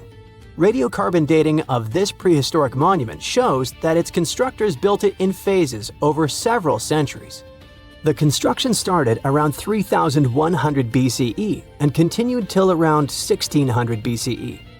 First, about 5,000 years ago, it was just a round ditch in the ground. Then people added wooden posts. Around 2600 BCE, they brought big blue stones from Wales. Later, they added sarsens, even bigger stones, each weighing as much as 5 elephants. They moved those stones from 19 miles away and placed them in a big circle with 5 tall stone arches shaped like a horseshoe. Experts think building Stonehenge took more than 20 million hours of hard work, and that's a lot of teamwork, strength, and planning for people who didn't even have machines. These days, there are a few different ideas about what Stonehenge was really used for. Some experts think it was a sacred place where people gathered for religious ceremonies. Others believe it was an early kind of science center used to study the sky and track time. Both groups notice that the stones at Stonehenge are lined up with the sun and moon, so people may have used the site to mark the changing seasons, especially during the summer and winter solstices. Some think it worked like a giant calendar, helping people figure out dates or predict things like solar eclipses. Stonehenge was an ancient cremation burial site too, at least for some time. Anyway, if we continue with the Flagstones versus Stonehenge comparison, we can't but dwell more on the age of these monuments. Flagstones is older than Stonehenge. In fact, it's one of the oldest UK monuments. It's really special because it's the most ancient big round enclosure ever found in Britain. According to the newest studies, its age is about 5,200 years old. After it was built, more and more round monuments started popping up in other places too. Before its construction, most ancient monuments were long and straight, like rectangular barrows or burial mounds, or long ditches called cursus monuments. Some had even more random shapes, but the Flagstones monument shows a big change. People were starting to build in circles instead. Some experts think this idea of circular monuments might have come from Ireland, where people were already burying cremated bodies in round tombs. On the other hand, even though Flagstones has turned out to be older than Stonehenge, the new findings suggest that Stonehenge might need to be redated. Some of the objects found at Stonehenge, like animal bones, are actually older than the main structure itself. For example, near the entrances to Stonehenge, archaeologists found deer bones and cattle skulls that date to around 3,200 BCE. Experts used to think that people kept those bones for a long time before burying them. But it's possible there was an early version of Stonehenge made from overlapping pits that existed before the big circular ditch was built around 2,900 BCE. Now, could Flagstones and Stonehenge have been part of a bigger shared tradition? Could there have been other ancient cremation burial sites in the UK? After all, these constructions aren't the only round prehistoric monuments in Britain. In Wales, there's a similar site called Llandegehenge, which also looks like a circular burial place. Such a way of burying the deceased might have been a common custom across the UK because you can see similar structures in Eastern Ireland. In the Boyne Valley, for example, there are ancient places like the Mound of the Hostages that people used in the same way. Now, researchers want to do more digging in Ireland to see if some of those monuments were built before 3,200 BCE. If they're even older than flagstones, they might help explain where the idea of building round burial sites started and why people across Britain and Ireland were building them. The more we learn, the better we'll understand what these sites were really for and how the people back then might have shared beliefs and traditions across the sea. Hopefully, one day, we'll figure out the mystery of flagstones, one of the oldest monuments in the UK. In recent years, street lights across the US have started glowing a weird violet hue that nobody could explain.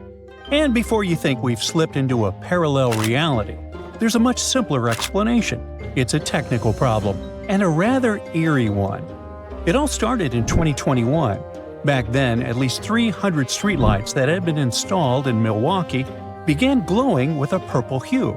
People described it as giving off a sort of an eerie cyberpunk vibe. That was definitely not good, especially for authorities, who had to figure out a plan to fix them quickly. Replacing all those lights was going to take about 10 weeks. Plus, the crews weren't exactly thrilled about braving Milwaukee's freezing December weather to get the job done. But the problem wasn't just happening there. Month after month, people in places like Kansas, South Carolina, Illinois, and Florida said they were experiencing the same thing. Of course, this kind of news is a goldmine for folks who love a good unsolved case. Soon enough, online detectives jumped in, and theories started flooding the internet. Like, maybe the lights were supposed to repel mosquitoes, or they were releasing chemicals for some unknown reason. And my personal favorite? That Prince's ghost was taking control of those streetlights. You know, like Purple Rain? Anyway, none of that made any sense. Because the truth is that purple hue isn't intentional. It's actually the result of an interesting and somewhat aesthetic failure in some LED chips. You see, from the very beginning of streetlights in the US, the whole idea was to keep things safe and make lighting more efficient. That's how we went from simple oil lamps to gas lamps and through a bunch of other attempts until we finally ended up with electric lighting. Then, about 15 years ago, cities across America started switching their streetlights from sodium lamps to LEDs. And that changed the color of many nighttime roads from a yellowish-orange tone to a bright white. Now this change makes total sense. LEDs are one of the most energy-efficient lighting technologies out there. Let's take an old light bulb, for example. With this one, 90% of its energy turns into heat, not light. But if we look at an LED bulb, it's the opposite. Only about 10 to 20% of its energy becomes heat, and the rest goes into producing light. They also last way longer. Now, LED stands for light-emitting diode. These tiny diodes can shine in all kinds of colors, but one color they don't naturally produce is white. So, when you see white LEDs, like the ones in streetlights and probably inside your own home, they're actually pulling off a clever trick on your eyes. To make white light, you could mix tiny dots of red, green, and blue LEDs together until they blend into white, kind of like mixing paint colors on an artist's palette. That's one way to do it. But there's another, more popular and energy-saving method that's usually used in streetlights. Instead of using 3 colors, manufacturers often start with just blue LEDs. But they coat these blue LEDs with a special fluorescent substance called phosphor. When the bright blue light from the LED hits this layer of yellow silicone phosphor, some of the blue light gets absorbed and transformed into red and yellow light. These new colors mix together with the remaining blue light, and voila! The glow looks white to our eyes. Now, you might be asking, why go through all this trouble? Well, making LEDs shine red and green takes more energy than simply making them shine blue. So sticking with blue LEDs and using phosphor saves electricity. Plus, it's simpler and cheaper because it needs less complicated wiring and few different LED chips. It's a win-win for cities trying to keep costs down and lights on. Of course, this phosphor trick doesn't work for everything. TVs and color-changing light bulbs need to produce many colors precisely, so they still use separate red, green, and blue LEDs. But when it comes to simply lighting up a street in white light, the blue LED plus phosphor method is the favorite choice. Normally, this technique works really well for streetlights, and the materials manufacturers use to make phosphor are extremely stable. But since this weird purple phenomenon is all over the internet, there's no denying that this is happening.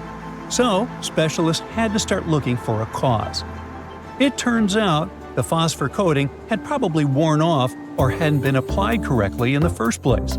Over time, the phosphor layer in some LED devices can start to break down, and without that yellowish filter, they end up shining more blue, giving them a purple glow instead of white.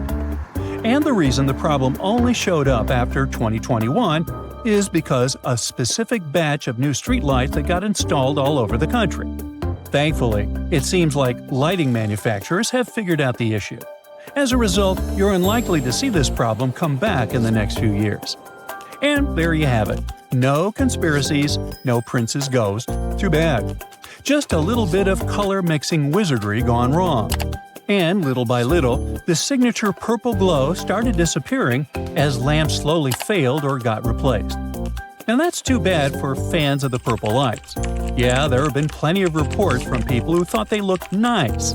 They felt the purple glow gave off enough light to see without being so bright that it hurt their eyes. But in the end, the lights had to be replaced for safety reasons. After all, streetlights are supposed to help you see when it gets dark outside, and the purple lights just aren't very good at that. Some people even had their houses broken into and blamed the poor lighting for making their neighborhoods feel more vulnerable. And then there's driver safety too. The color of the light shining on a roadway can change the way drivers see their surroundings as they make their way through the night. So inside your eyeballs are tiny helpers called photoreceptors. They come in two types, cones and rods. Think of cones as your daytime buddies. They love bright light and are the reason you can see all the beautiful colors around you. But when the sun goes down and things get dim, cones start slacking off. That's when the rods step in to save the day, or rather the night. Rods are the night shift workers of your eyes. They're super sensitive and help you see in low light, even if everything looks more like shades of gray than full color. But here's the thing, rods are extra good at picking up light from the blue part of the spectrum. In other words, bluish light stands out more to your rods than other colors do in the dark. Now, most rods hang out in the outer edges of your retina, the part of your eye responsible for peripheral vision. So, when you're driving at night under bluish streetlights and you suddenly catch a hint of motion out of the corner of your eye, that's your rods doing their job. Under bluish light, they're even quicker to spot things moving around in your periphery than they would be under yellowish white lights. That boost in your peripheral vision under bluish light comes with a bit of a trade-off. Sure, your rods are great for spotting movement out of the corner of your eye, but the moment you try to look straight at whatever is moving, bam, it can suddenly get harder to see and focus. So it's not super safe for drivers. Okay, but does the purple glow actually affect our eyesight or cause any long-term problems? Manufacturers say we can rest easy because this effect is harmless. I mean, there's no evidence that anyone's been hurt by it. But it's true that blue light scatters more easily than most other visible light and can make it harder for your eyes to focus, especially in low light conditions. So, yeah, I guess we can all be glad that this purple lighting is finally going back to white. See? So, check out this creature. What do you think this thing is? Is it a plant, an animal, or maybe even some kind of wild fungus? At first glance, this fossil could pass for any of those ancient life forms. And honestly, scientists have been scratching their heads over it for over 150 years. But now, it looks like we might finally be cracking the case on this unknown species discovery. A long time ago, during the Devonian period, plants were just starting to grow on land. The tallest trees were only a few feet high, and animals hadn't even evolved backbones yet. Back then, massive natural towers up to 26 feet tall and 3 feet wide, looking like branchless cylindrical tree trunks, were rising from the ground. Hey, what a contrast with trees back then. When scientists first discovered fossils of those towering organisms, they were totally confused, as these strange prehistoric creatures didn't look like anything they'd seen before. Some thought they were weird cone-bearing trees. Others guess they might be underwater plants like giant seaweed or lichens, which are partnerships between fungi and algae. The mysterious objects received a name, Prototaxites. When scientists studied them up close, their internal structure reminded them of a bunch of different things. They couldn't believe a 20-foot-tall fungus or algae could be real, but that's what the fossils showed. Then most scientists decided that Prototaxites were giant fungi. But still, something didn't feel right about it.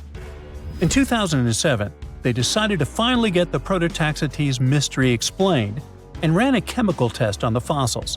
So they looked at the types of carbon inside them and compared them to regular plants from the same time. If Prototaxites were plants, the carbon ratios would match, but they didn't. That means Prototaxites weren't plants, and they receive carbon in a different way, not by photosynthesis, but probably more like fungi do. But then again, they look nothing like the mushrooms we know and love today. Prototaxites were giant, likely the largest living things on land at their time. And even if these strange prehistoric creatures were some fungi of their sort, then it's weird they don't have any living relatives today that would resemble them. So, if we put all this together, it looks like Prototaxites are an entirely different and previously unknown life form that didn't leave any offspring. Now, Prototaxites aren't the only unclassified organisms on Earth. About 600 million years ago, there were no fish, no sharks, no crabs. Just simple life forms like algae and bacteria drifting through calm, shallow seas. But some seriously strange creatures, completely unlike anything we see today, lived among them. They looked like underwater ferns, stood perfectly still, and absorbed nutrients straight from the water. These bizarre life forms were rangeomorphs. They ruled the oceans that were thick with nutrients back then. So rangeomorphs didn't need mouths, eyes, or muscles to survive and just soaked up whatever they needed. Some of them were as small as a finger, and others grew as tall as 6.5 feet. But as Earth entered the Cambrian period, the oceans became much more competitive. Fast-swimming creatures with limbs, eyes, and jaws showed up and ate the same food faster, and maybe even ate the rangeomorphs themselves. The chemistry of the oceans also started to shift, and the nutrient-rich waters became more like today's oceans, where food floats around in particles that active animals scoop up. So the rangeomorphs vanished forever, but scientists still find their fossils all over the world, preserved in ancient rock. They had an incredible fractal design, a pattern that repeated itself at every level, from the smallest branches to the full body. Using fossil clues, researchers built 3D computer models of what rangeomorphs looked like. They found out that these strange prehistoric creatures filled their space in a nearly perfect way. They were like optimized living sponges. But scientists still can't agree on where exactly rangeomorphs fit on the tree of life. At first, they argued over whether they were plants, animals, fungi, or something completely different. Now, most agree they were primitive animals, though they were so different that they might deserve their own unique branch, what scientists call a clade. And then there was Dickinsonia, another prehistoric creature that was so strange that scientists couldn't even agree on what it was for nearly 100 years. Some thought it was a giant single-celled amoeba. Others thought it was a type of lichen, or maybe a failed evolutionary experiment. This bizarre life form lived about 558 million years ago, long before dinosaurs, sharks, or even insects showed up. After many years of studies, Australian researchers finally got proof that Dickinsonia was an animal, and possibly the oldest one scientists have ever found. They solved the mystery thanks to really well-preserved fossil fat molecules stuck in the rock near the White Sea. These molecules were a type of cholesterol, the kind of fat found in animal cells. If cholesterol is present, it almost certainly came from an animal, sort of like animal DNA. Dickinsonia lived millions of years earlier than scientists had previously thought, and didn't look anything like modern animals. It had no head, no mouth, no arms, no legs, and definitely no organs. It was oval-shaped, like a giant pill bug or flattened jelly bean, with weird ridges running across its body. Some were tiny, but others grew up to 5 feet long, the size of a person. It didn't swim or walk, but was just lying on the seafloor, soaking up nutrients from the water or absorbing stuff through its skin. It was tricky to identify because most fossils came from high-pressure rock, where heat had destroyed all the delicate organic stuff scientists needed to study. To get to the good fossils, researchers had to rappel down 300-foot cliffs, dig out huge blocks of sandstone, throw them down, wash them, and then repeat the process. And inside one of those sandstone slabs was the fossil that changed everything. That helped finally confirm that Dickinsonia was an animal, which proves that complex animal life existed before the Cambrian diversification, where tons of new animals with bones, eyes, and limbs suddenly appeared. Scientists think the spot where they found these fossils might hold more clues about ancient life. For a long time, scientists had no clue what other group of ancient life forms, slime molds, were. These weird jelly-like blobs that pulse and ooze on rotten logs and forest floors aren't fungi like mushrooms, though people thought they were for years. It turns out they're more like amoebas, squishy, single-celled organisms that can move around. There are over 900 species of slime molds all over the world. You'll find them in soil, leaf litter, and especially on decaying wood. Scientists found them trapped in amber from 100 million years ago, and it looks just like modern slime molds. Scientists still know very little about how slime molds interact with other species, what role they play in ecosystems, or how they think without a brain, nerves, or a control center. But somehow, they can make decisions and adapt to their surroundings. It makes them a lot like social insects, like ants or bees, where no single bug is in charge, but the colony still works together as a smart group. Even without brains, scientists have trained slime molds to solve mazes just by responding to chemicals and learning from their environment. One way these organisms learn is through a process called habituation. It's sort of like how you get used to cold water after jumping in a lake, or stop noticing an annoying buzzing noise after a few minutes. That's your brain helping you tune out something harmless. Some slime molds can do this too. If they get in nasty conditions, like salty, dry, acidic environments or chemicals, they'll avoid them at first. But if there's food on the other side, they'll eventually get used to it and push their way through. And if you let slime mold go dormant and wake up a year later, it still remembers how to deal with salt. They even seem to be able to decide where to go based on where they found food in the past. With more and more unknown species discoveries, scientists can paint a better picture of Earth's biological past. That's it for today. So hey, if you pacified your curiosity, then give the video a like and share it with your friends. Or if you want more, just click on these videos and stay on the bright side.